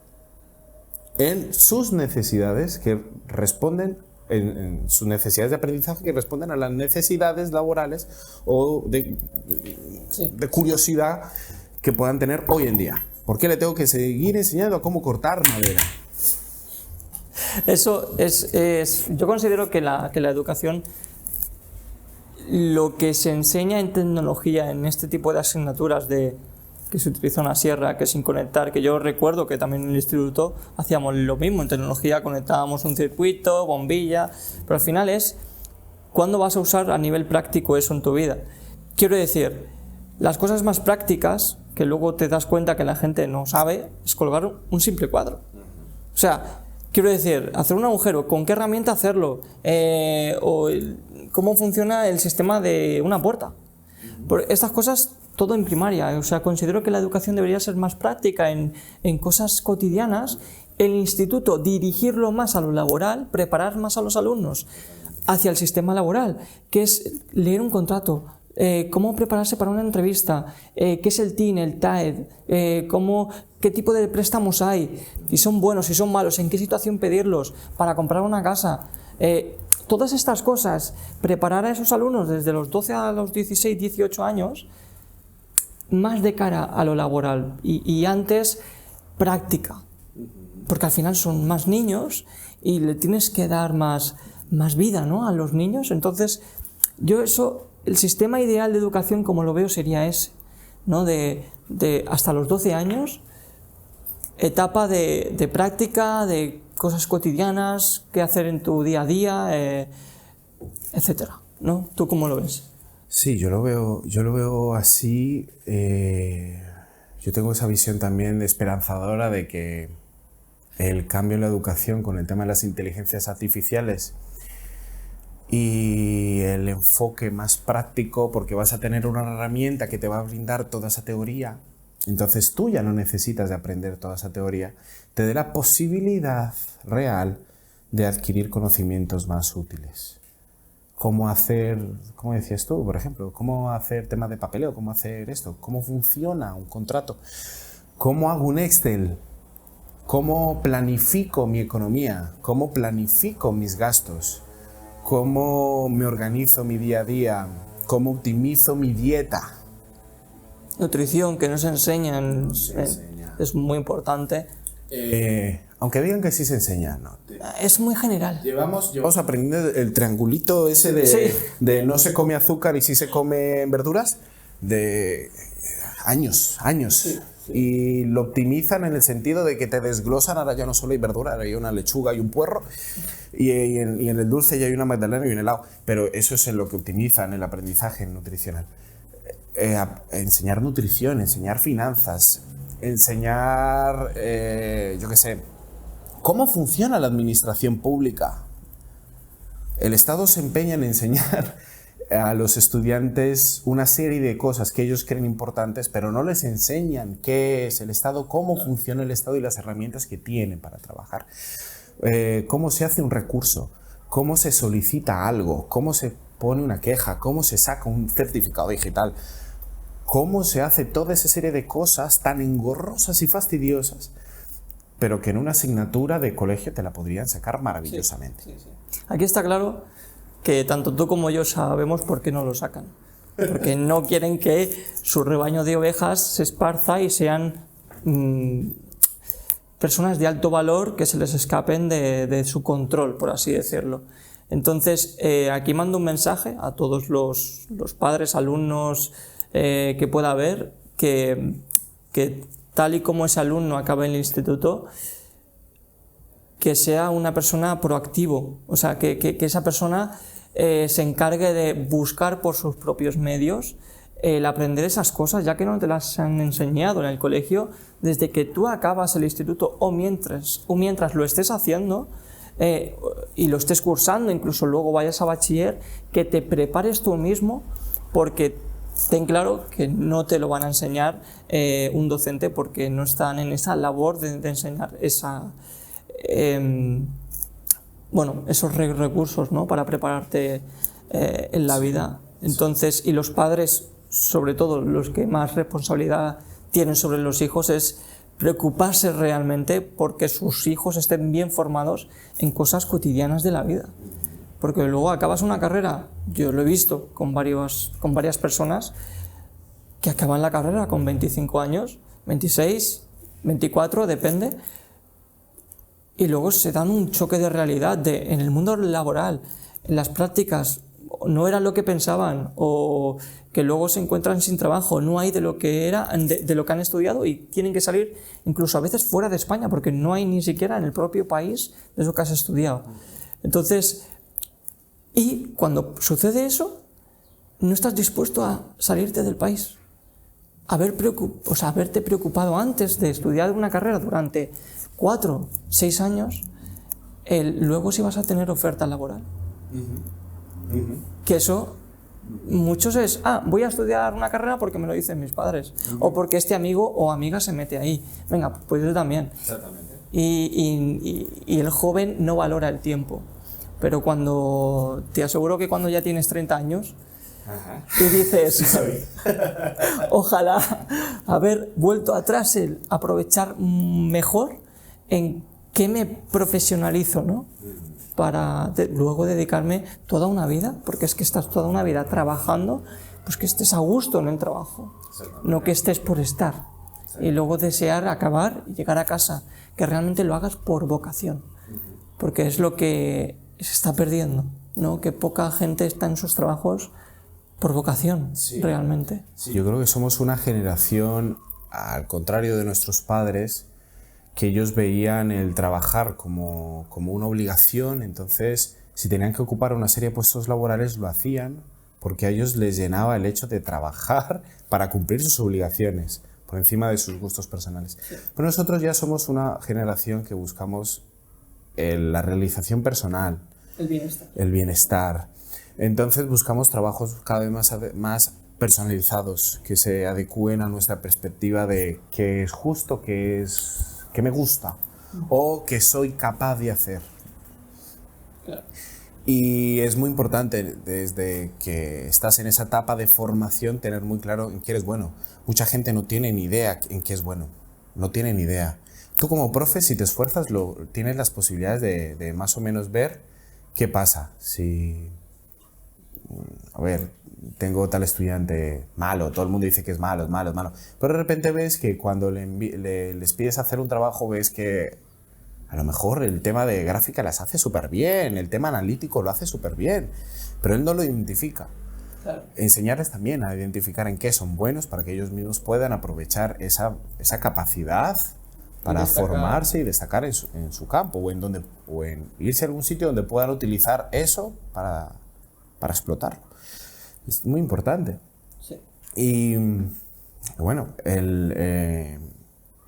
la universidad engaña mucho. Existe un pensamiento, creo que bastante generalizado, de que si quieres ser alguien tienes que ir a la universidad. Si quieres ocupar un cargo ves a la universidad. No hay nada más falso que eso. En eso estoy totalmente de acuerdo contigo, porque yo con 16 años, 17, terminé el instituto. Y bueno, tenía claro, uno, que no quería hacer bachiller, que no quería volver a repetir ciertas asignaturas. Es más de lo mismo que si castellano, matemáticas. Ojo, no le estoy quitando importancia a esas asignaturas, pero si vas a bachiller, bajo mi criterio, si haces bachiller, ves a universidad. Porque hacer bachiller sin ir a la universidad, para mí, no tiene sentido. Entonces yo acabé el instituto y hice formaciones profesionales. Okay. Es más corto, es un periodo mucho más corto, de 2 años, y luego haces prácticas. Y bueno, yo gusté la empresa de prácticas y ya ahí empezó mi etapa con 20 años en el mundo laboral, bastante pronto.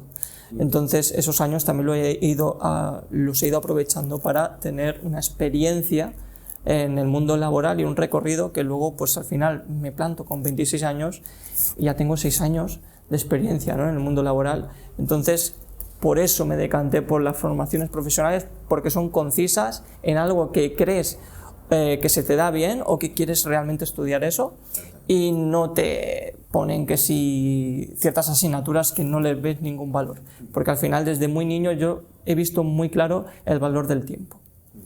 Entonces en una corta edad aprovechar eso, dije bueno, pues tal. Luego también he montado ciertas...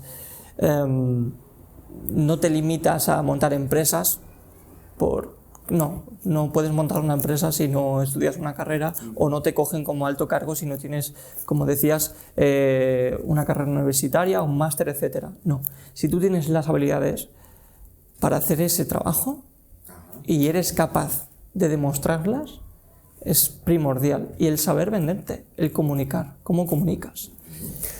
Importantísimo, importantísimo. Yo me he encontrado gente ya de máster, doctores, que no tienen ni idea de cómo comunicarse en una presentación, que hacen aún presentaciones en PowerPoint con viñetas saturadas de texto hasta arriba. Y lo leen. Y con un papel en la mano leyendo lo que pone en la diapositiva. Es lo peor que puedes hacer. Terrible, terrible, terrible. Y esta persona es la que está educando a los que vienen detrás. ¿Cómo está saliendo? No sabemos ni siquiera comunicarnos. Y es lo fundamental.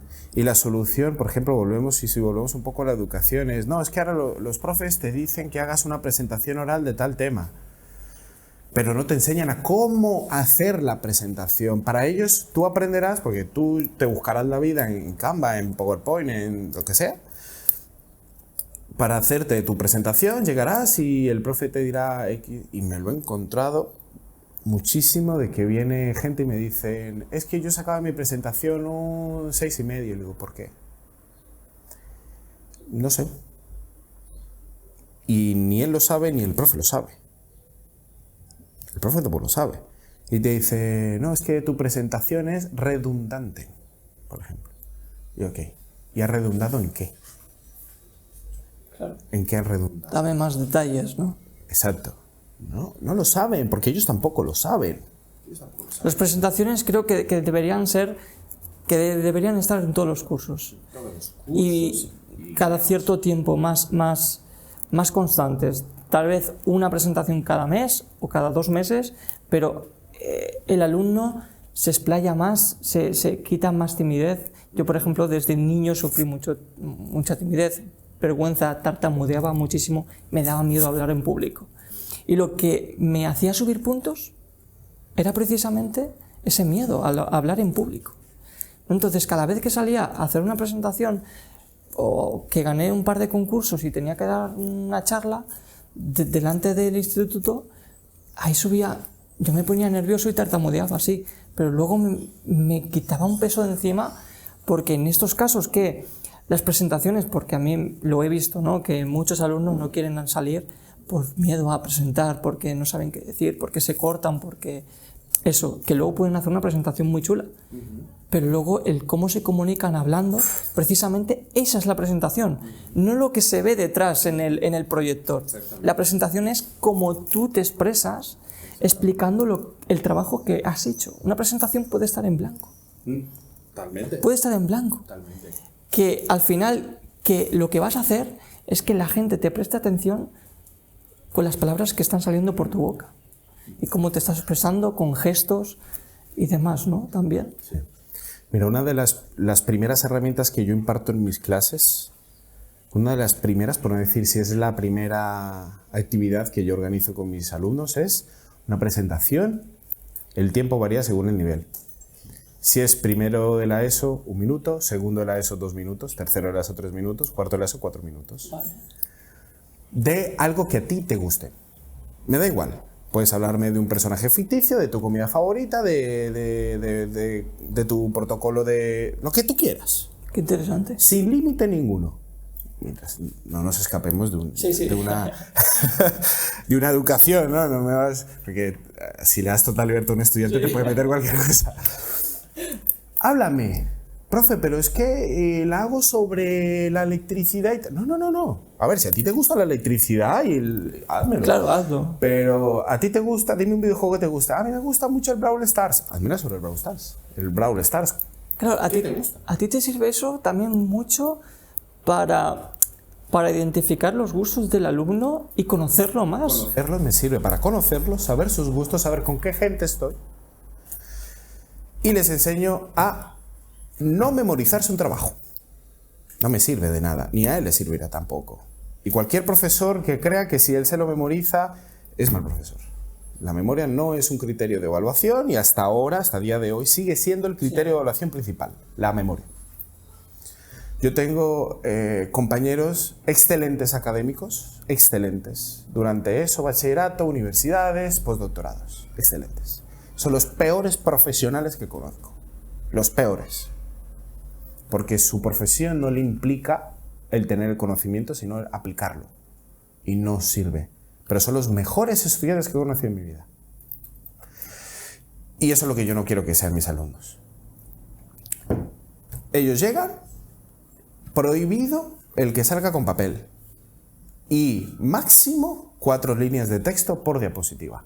Máximo. Siguiente diapositiva, o sea, hacen sus presentaciones, temas maravillosos. También me encanta porque como les das rienda suelta a su imaginación, a su creatividad, hacen cosas, para mí, maravillosas. Maravillosas. Presentaciones, por ejemplo, sobre el fútbol, ¿no? Te encuentras sobre todo chicos que hacen presentaciones sobre fútbol o su jugador favorito. Que eso no me impresiona tanto como el chaval que se abre y me dice que su personaje, su inspiración más profunda es el Rayo McQueen. Me encanta. Me encanta cómo Rayo McQueen puede influenciar tanto a un niño. Lo estoy viendo y te lo explica y llega con cosas así. Sobre debates muy serios sobre el durum o el kebab, ¿cuál es mejor? Impresionante, o dudas existenciales muy importantes. Gente que habla sobre su libro favorito y cómo el temor o la duda que plantean en el libro lo atemoriza a su vida.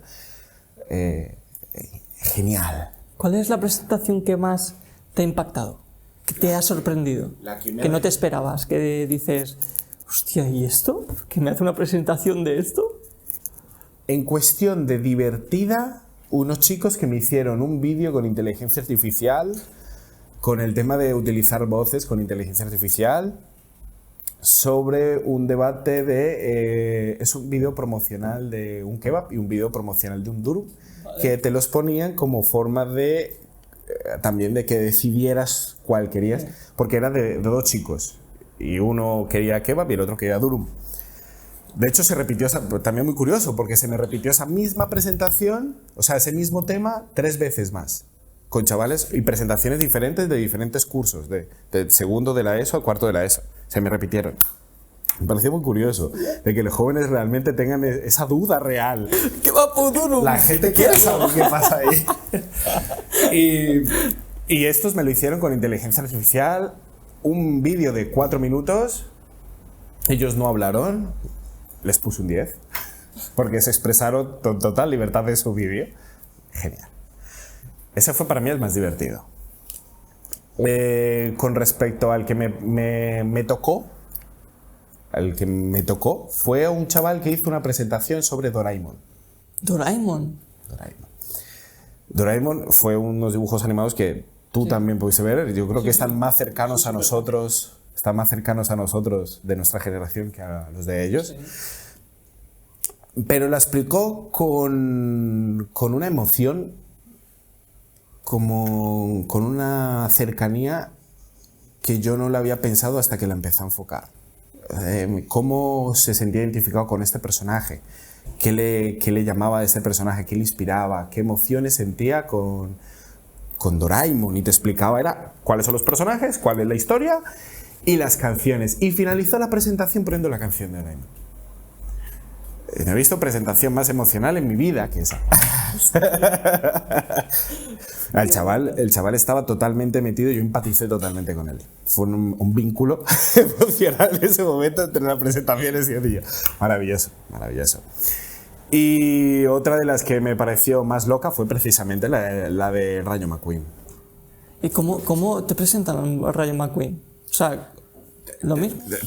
Todos presentaron con él, claro, porque como yo no di normas, todos utilizaron el sistema de organización clásico, que es introducción. Sí, vale. Entonces todos utilizaron el mismo esquema sin yo pedírselo. Porque bueno, ahí me di cuenta también cuál era. Yo quería saber también ellos cómo lo hacían. Y ya me di cuenta que todos obedecían la misma norma. Ok. Entonces era básicamente presentar al personaje.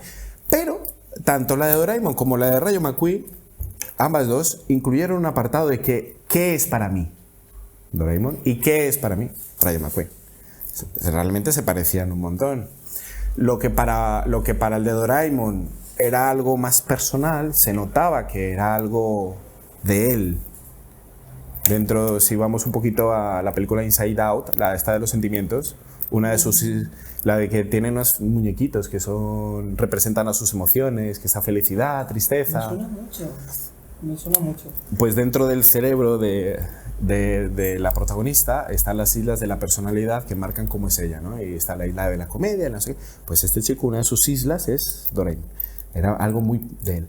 En cambio el otro, él era un personaje cómico de meme, que le divertía, era un divertimento muy grande para él, todo lo que envuelve al Rayo McQueen.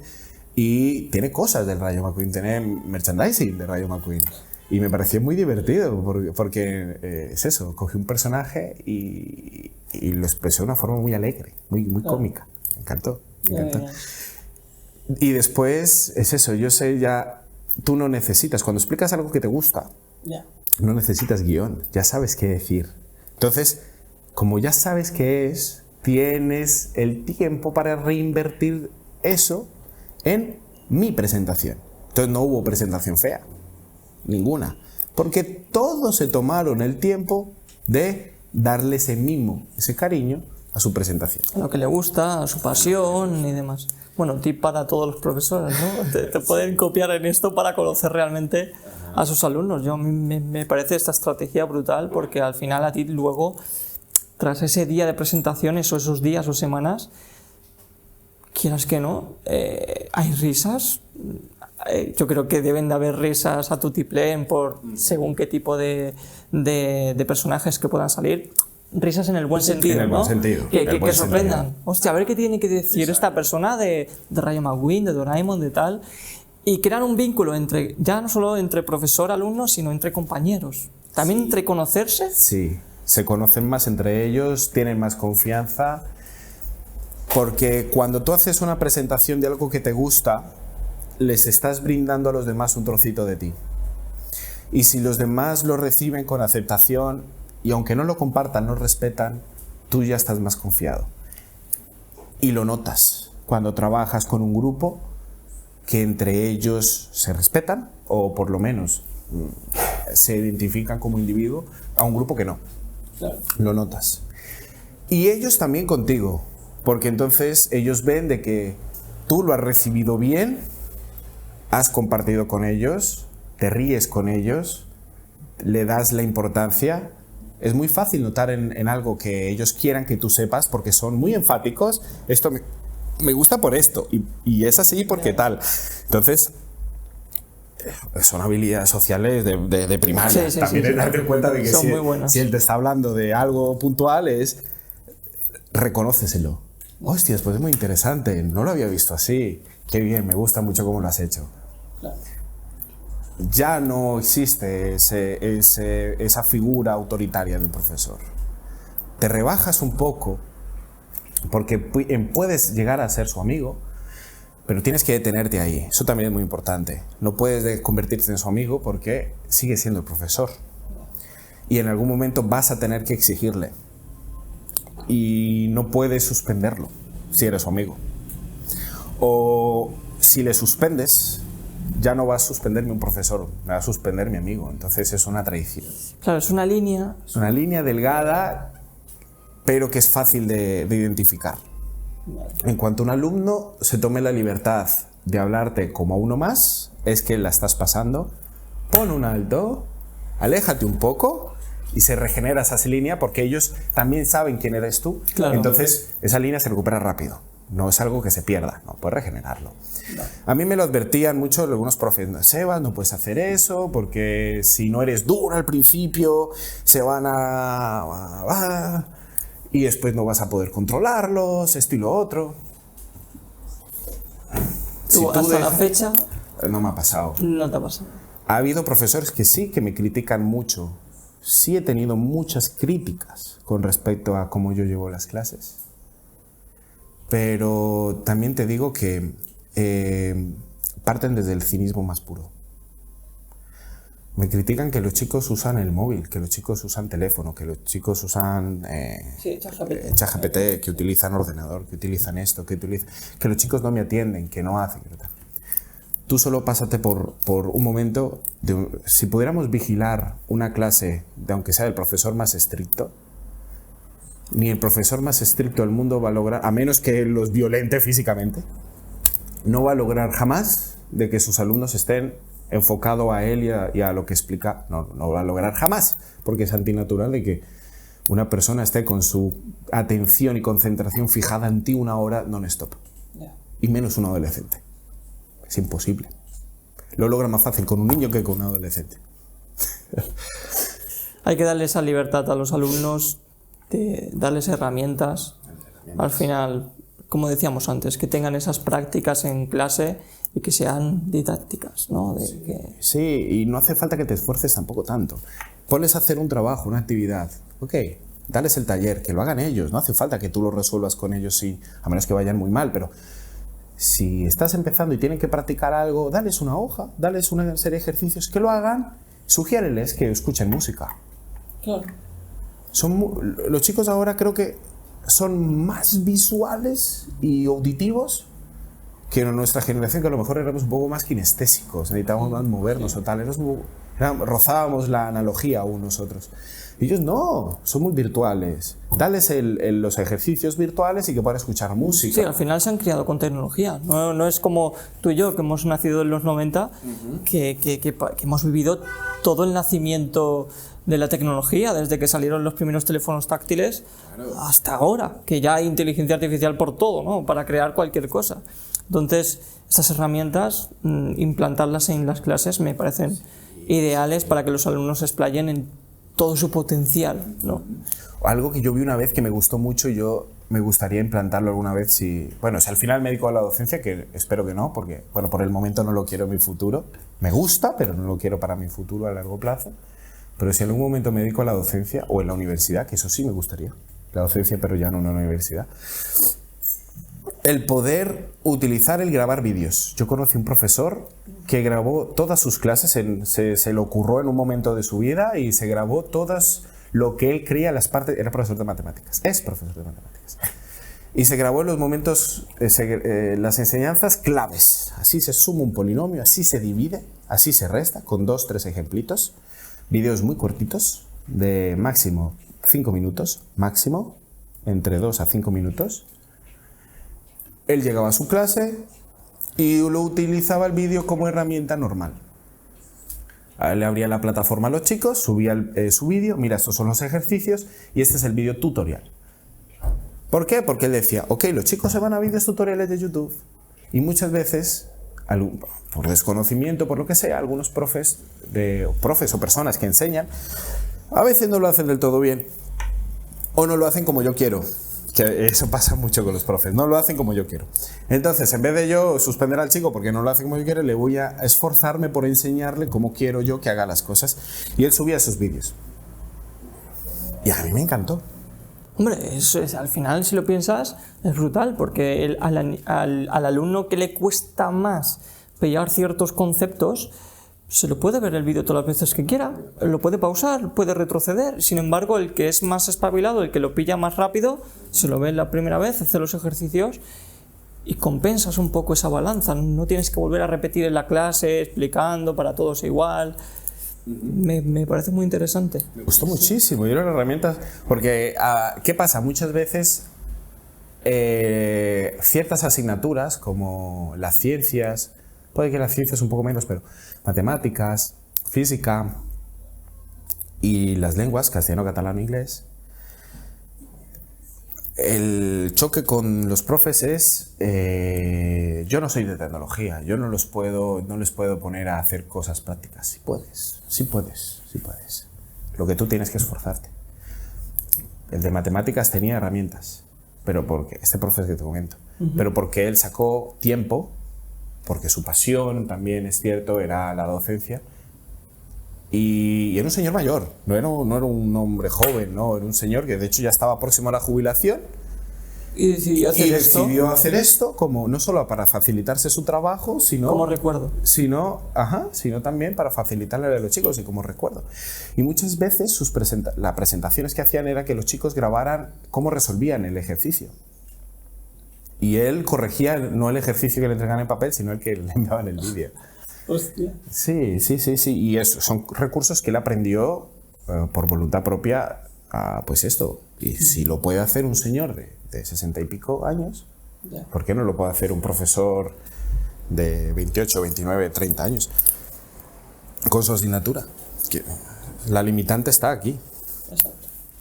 Bueno, cerrando la etapa de lo que es tema colegios, institutos, educación, docencia y demás, vamos a ir con la etapa de, terminando este podcast, con la etapa tuya que si has invertido, ¿en qué has invertido? Si con qué edad te has comprado una casa o no, o si estás por hacerlo, y un poco todo este tema de la inversión, y cómo has administrado el dinero. Ok. Mira, yo propiedades no tengo. No he tenido la capacidad para poder comprarme una casa. Mi gran inversión en la vida ha sido mi coche. Vale. Que ha sido mi inversión porque es el vehículo, el modo que tengo yo de desplazarme a mis sitios de trabajo. No he tenido, desafortunadamente, depende cómo se vea. Bueno, aquí complicado, en Mallorca es mucho más caro una vivienda. No he tenido la capacidad de poder comprármelo, pero siento de que de una u otra manera he sabido llevar, no, a lo mejor no de la mejor manera, porque creo que es muy complicado, sin los conocimientos adecuados, porque me he enfrentado con mi problema de no tengo los conocimientos, no sé cómo hacer esto. Tengo que aprenderlo y cuando vas aprendiendo la vas cagando. Vas haciendo errores. Pierdes dinero. Vas perdiendo dinero. Yo cuando estuve en Colombia empecé a trabajar, me di cuenta de que esos primeros trabajos, si bien me dejaban dinero, no me daban suficiente. Y me veía muy limitado económicamente, mucho. Entonces decidí montar un pequeño emprendimiento. Antes de decidir qué hacía, yo quiero hacer algo, quiero montar una empresa. ¿De qué? De hacer dinero. No sé. ¿Qué hago? Y ok, ¿qué sé hacer? Soy químico. Vale. ¿Qué puedo hacer? Legal. Que quede constancia, legal, ¿eh? Ni idea. En Colombia existe un centro de formación a nivel nacional, se llama el SENA, no depende del Ministerio de Educación, sino que depende del Ministerio de Trabajo. Y está extremadamente focalizado a enseñarte a hacer algo. Tú, si te reúnes con 30 personas y esas 30 personas tienen la necesidad de aprender cómo se templa el vidrio, porque queremos templar vidrio, el SENA se compromete a brindarte o espacio o profesor para que te enseñen eso. Vale. Entonces, aprovechando esa... que me parece maravilloso el SENA en Colombia, me parece una de las cosas más maravillosas que pueda tener Colombia, que su educación no dependa del Ministerio de Educación, sino del Ministerio de Trabajo. Está muy bien, yo no lo había escuchado. Maravilloso. Está la educación formal y el SENA. Adquirí una serie de conocimientos por cursos y te dan con certificado con validez a nivel nacional. Así el curso se lo hayan inventado porque esas 30 personas inventaron el curso de manipulación de orquídeas. Eres manipulador de orquídeas. Y tienes un título que lo acredita. Hostia, ¿y eso se crea cuando existe demanda? Sí. Solo El SENA funciona según demanda. Vale. ¿Por qué? Obviamente, ¿qué les pasaba? Había una serie de oferta. Llegó un momento donde no había demanda, entonces se perdían. Ese era dinero público, se perdía. Habían clases vacías, cursos que se perdían, gente contratada para clases inexistentes. No. Demanda. ¿Necesitas algo? Obviamente hay una serie de cursos, sobre todo lo que llamamos aquí en España FPS, medios y superiores, preciso técnico y tecnólogo, que se ofrecen de base, porque siempre hay demanda o es necesario producir un X personal titulado o educado en este sector. Pero todos estos cursos, por ejemplo, lo que nosotros vemos, el SOIP ofrece un curso de fotografía, por ejemplo. El SENA solo lo oferta si existe las personas que lo quieran, si no, no. Entonces, ¿qué pasa? Es muy útil para comunidades. En esta comunidad agraria tenemos el problema de que no tenemos bien una fuente de agua. Necesitamos aprender mecánica para poder tener bien el motor. Y se crea ese curso específicamente para esas personas. Y te educan en eso. Vale. Y la duración del curso la pones tú. ¿Cuánto tiempo lo necesitáis? Y es gratuito. Y a menos que el curso sea muy así, de que entonces tú te ocupas de que el profesor coma. Que me pasó algunas veces de que me desplazaban a sitios muy lejanos a dar cursos y la gente de allí eran los que se preocupaban de brindarme la comida mientras el tiempo que yo estuviera educándome. Entonces es como una relación muy particular. Solo lo he visto allí y me encanta. Bueno, adquirí yo esta serie de conocimientos de cómo fabricar o cómo manipular reactivos y compuestos químicos para obtener productos de aseo o cosméticos. Interesante, ¿vale? Entonces yo llegué a mi casa con ya todos estos conocimientos y dije, ok, ya sé cómo hacerlo, soy químico, sé cómo hacerlo mejor, puedo optimizar las fórmulas que he aprendido, voy a empezar a vender. Y empecé a fabricar algunas cositas en mi casa. Por ejemplo, ¿conoces el Big Vaporub? El Big Vaporub. Es como un ungüento, una vaselina con olor a eucalipto. Vale. Bueno, se vende mucho para la gente que cuando está griposa o tiene congestión. Es relativamente fácil de hacer. Ungüentos, por ejemplo, el Reflex, para el dolor muscular. Sí. Ok, ¿eso cómo se hace? Vale, yo no tengo cómo fabricarlo, pero puedo fabricarlo en un ungüento. Entonces empecé a fabricar productos de aplicación cosmética de droguería, tipo esto, un Reflex. Un Reflex no es un medicamento. Tú puedes comprar, te pueden vender un Reflex no en una farmacia, lo puedes comprar en cualquier otro sitio. En Colombia hay más libertad en este sector.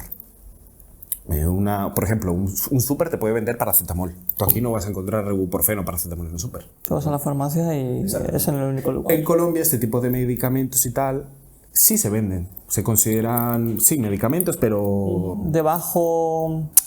Sí. Que un paracetamol no va a matar a nadie. Exacto. Una aspirina, por ejemplo. Vale. Entonces yo dije, ok, como en los supermercados y las tiendas es muy normal que se venda, intuyo yo que la legislación debe ser más laxa. Efectivamente me informé y no se consideraba farmacia lo que yo quería hacer, sino cosmética. Y la cosmética tiene una regulación más baja. Y ok, ¿cómo hago para hacer mis productos? Entonces empecé a hacer los productos en mi casa, empecé a comprar, como yo no tenía forma de analizarlos, entonces compraba los productos ya analizados. Una empresa que me certificaba de que este producto químico cumple estas características. Entonces yo ya sé que mi producto final cumple. O sea, son más caros, pero bueno. Sí, pero también te quitas responsabilidades, entiendo, porque si hay algún problema, oye, que me ha certificado tal empresa, no he sido yo. Entonces tiene su beneficio. Entonces empecé a fabricar geles, un gel para dolores musculares, ungüentos aromáticos para gripes, vale. Almohadillas para dolores localizados, por ejemplo, la tortícolis, una almohadilla de calor para tal. Y después, como tenía todos estos conocimientos de fitoquímica, los apliqué a mis productos, entonces ya era el ungüento que era 100% químico, por así decirlo. Entonces ya hacía extractos de jengibre, extractos de caléndula, de manzanilla tal, para que el gel final, aparte de analgésico, fuera antiinflamatorio. O tuviera un mayor cuidado dermatológico, por si tenías piel atópica o piel sensible. Los vendía a diferente precio. Y al final vendía muy poquito, me imagino que como todo buen emprendimiento, pero al final fue un sustento muy importante, muy importante. Y yo tenía, bueno, mi cocina pasó a convertirse en laboratorio. El problema que yo tenía era que ya no sabía dónde cocinar yo. Te pedías ahí a domicilio. Literal. Entonces el patio se convirtió en el almacén y en el laboratorio chiquito, el laboratorio pequeñito donde yo tenía mis cosas. Y mucha gente me decía, ¿por qué no creces? ¿Por qué no tal? Yo, porque yo no quiero que esto crezca. Claro, porque yo no quiero vivir en Colombia y claro. Yo me quiero regresar a España. Entonces tampoco me interesa que esto crezca. Y no se te pasó por la cabeza delegar el que si esto crece... Lo intenté. ¿Sí? Intenté con varios compañeros y tal, que me ayudaran. Varios compañeros incluso me llegaron a ofrecer otros espacios. Mira, yo tengo un familiar que tiene esto aquí, que no lo utiliza. Ha dicho que podemos utilizar este sector de la casa y convertirlo en nuestro sitio. Okay. Como buscar a alguien que quedara con esto. Claro. Yo puedo enseñarte, yo puedo darte todo, no tengo ningún reparo, y después hacemos un... yo qué sé. Pero, ¿qué pasa? Era gente que no tenía un interés real de sacrificio. ¿Qué es lo que implica a lo mejor un emprendimiento al principio? Es un sacrificio que no todo el mundo está dispuesto a tener. Y más si es de otro. Y luego aparte, si ese sacrificio implica una labor que no es una labor cualquiera. O sea, quiero decir, es al final lo que tú hacías es algo muy específico. O sea, por ejemplo, ¿quién puede vender camisetas? Bueno, pues no es muy complicado. Te pones un video tutorial en YouTube de cómo son los procedimientos y demás. Lo que tú hacías requiere de un conocimiento mucho más extenso para promover esos productos, luego venderlos y demás, ¿no? Entonces, entiendo que fuera complicado en ese sentido de encontrar a la persona que... Sí, no la encontré, la verdad. Y todas esas fórmulas y tal están aquí. Porque yo nunca las escribí en papel porque estaba esperando a esa persona para dejárselas. ¿Y no te has planteado instaurar ese negocio aquí en España? Complicadísimo. ¿Muy complicado? ¿Otras regulaciones? La regulación con respecto a este tipo de productos es muchísimo más estricta. Se puede hacer, pero la inversión inicial es muy superior. Es muy superior. Yo puedo montarla con 2 ollas, una licuadora y una cesta de la ropa. Y comprando ya todo el material, que ya venía esterilizado y tal, y yo solamente me preocupaba de tener mi mesa limpia. Vale. Ya. Y los botes, todo lo compraba ya. Todo lo compraba ya hecho. Inversión inicial fue, te lo digo porque es que me acuerdo muchísimo, porque no tenía el dinero y llamé a mi hermano y le dije, hermano, necesito una inyección de capital. Luego te lo devuelvo con intereses. Me lo pidió, desgraciado. Solo malo los negocios de familia, de que... Vale. Yo esperaba que no me lo pidiera y él esperaba que sí se lo devolviera. Claro. Se lo intenté devolver en todo lo posible, pero... Bueno. Mi inversión inicial fue de 2.500.000 pesos. Vale. Eso en euros son 400 euros, 500 euros. No fue dinero, pero en Colombia sí era dinero. Claro. Un salario mínimo en Colombia son unos 800, 900, no sé, en ese momento estarían 700 y pico, o sea, eran aproximadamente 3 sueldos. O sea, tampoco era una inversión loca, no era nada del otro mundo. Es decir, pude iniciar un emprendimiento con relativamente poco dinero. No progreso más porque yo tampoco quise, tampoco tenía el tiempo, porque yo me ocupaba de todo el proceso, venta y reparto. Claro. O sea, tú lo hacías todo. No tenías a nadie de ayudante. Nadie. Tenía un vecino muy amigo mío también, de que a él le pagaba por... mira, hoy no he tenido tiempo y tengo que ir a entregar estos 7 botes. ¿Ves tú? Y me cobraba una cantidad que, bueno, realmente él me cobraba por cobrarme, porque muchas veces ni siquiera yo le pagaba en comida muchas veces. Ok, yo hago la comida. un gran amigo mío también. ¿Y ese emprendimiento te duró hasta que estuviste en Colombia? ¿Fue un sustento? Fue durante 2 años un sustento muy importante. Vale. 2 años muy importante. Porque había temporadas en que yo me quedaba sin trabajo y me sustentaba con esto. Y yo lo compaginaba, o sea, imagínate, compaginaba emprendimiento, trabajo y estudios. Vale, y movimientos sociales, porque ya, vamos, yo era... En esos movimientos sociales que hubo tan importantes en Colombia en el 2018-2017, que hubo incluso denuncias por crímenes de lesa humanidad, porque el ejército atacaba a la población civil y tal, yo estaba ahí con mis pancartas. Sí. Yo me impliqué muchísimo en el movimiento social. Mientras hacía todo, no sé cómo lo lograba. Yo tampoco. No sé cómo lo hacías, tío. Ahora, claro, durante la época de estudiante, como buena vida de estudiante, es vivir sin un duro, entonces complicado.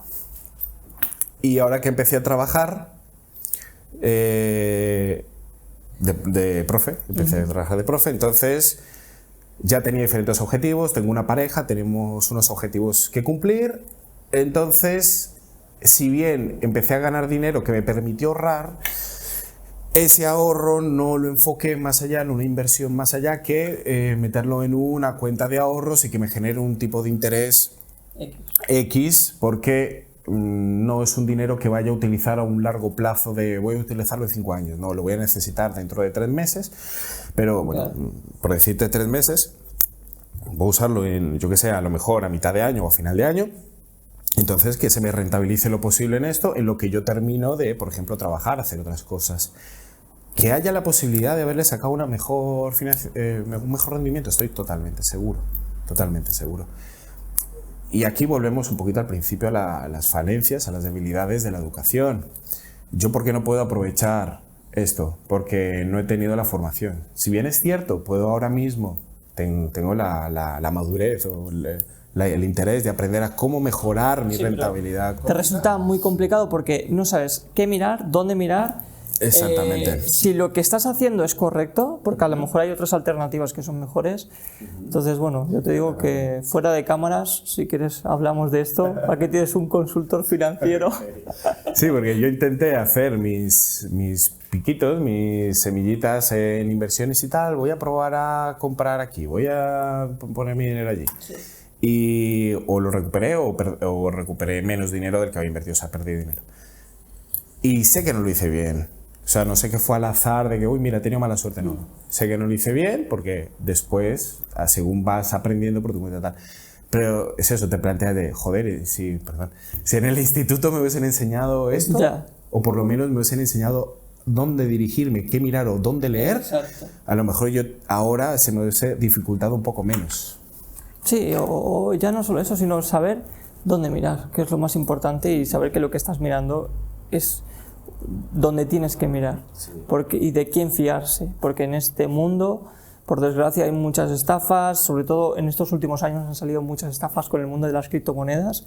Mucha gente se ha aprovechado de gente de a pie que no sabe muy bien, y recientemente, la semana pasada, ayudé a un empresario que metió por probar 3.000 euros y se los han sacado de la cuenta.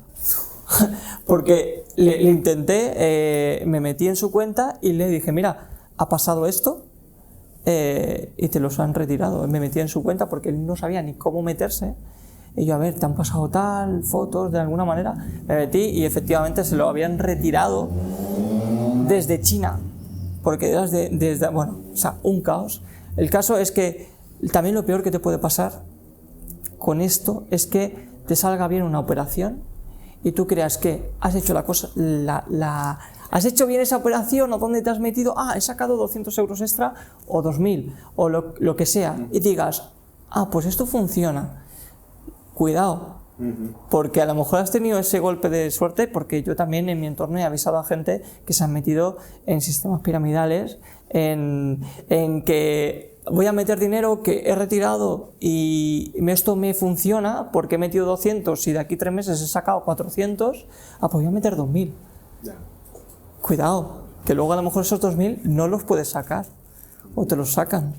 Entonces hay que saber muy bien en dónde mirar y qué hacer con el dinero, y qué bancos son buenos o los que no te dan nada, o los que te cobran comisiones de gestión.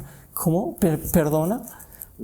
Si eres tú que me tendrías que pagar a mí por darte mi dinero para que tú lo gestiones y saques mayor rentabilidad. Entonces, hay muchos bancos que a día de hoy no te pagan nada. Cuando tú puedes negociar, ir a tu banco y negociar lo que te paguen por tener tu dinero ahí o tener tu nómina puesta ahí. Entonces, esto hay mucha gente que lo desconoce. Eso sucede, que te cobren, porque la gente no lo sabe, no sabe manejar su dinero, no sabe qué es eso, no sabe qué es el dinero muchas veces. Y es confianza. Bueno, Sebas, un placer, mucho gusto, gracias por haber venido. A ti por invitarme.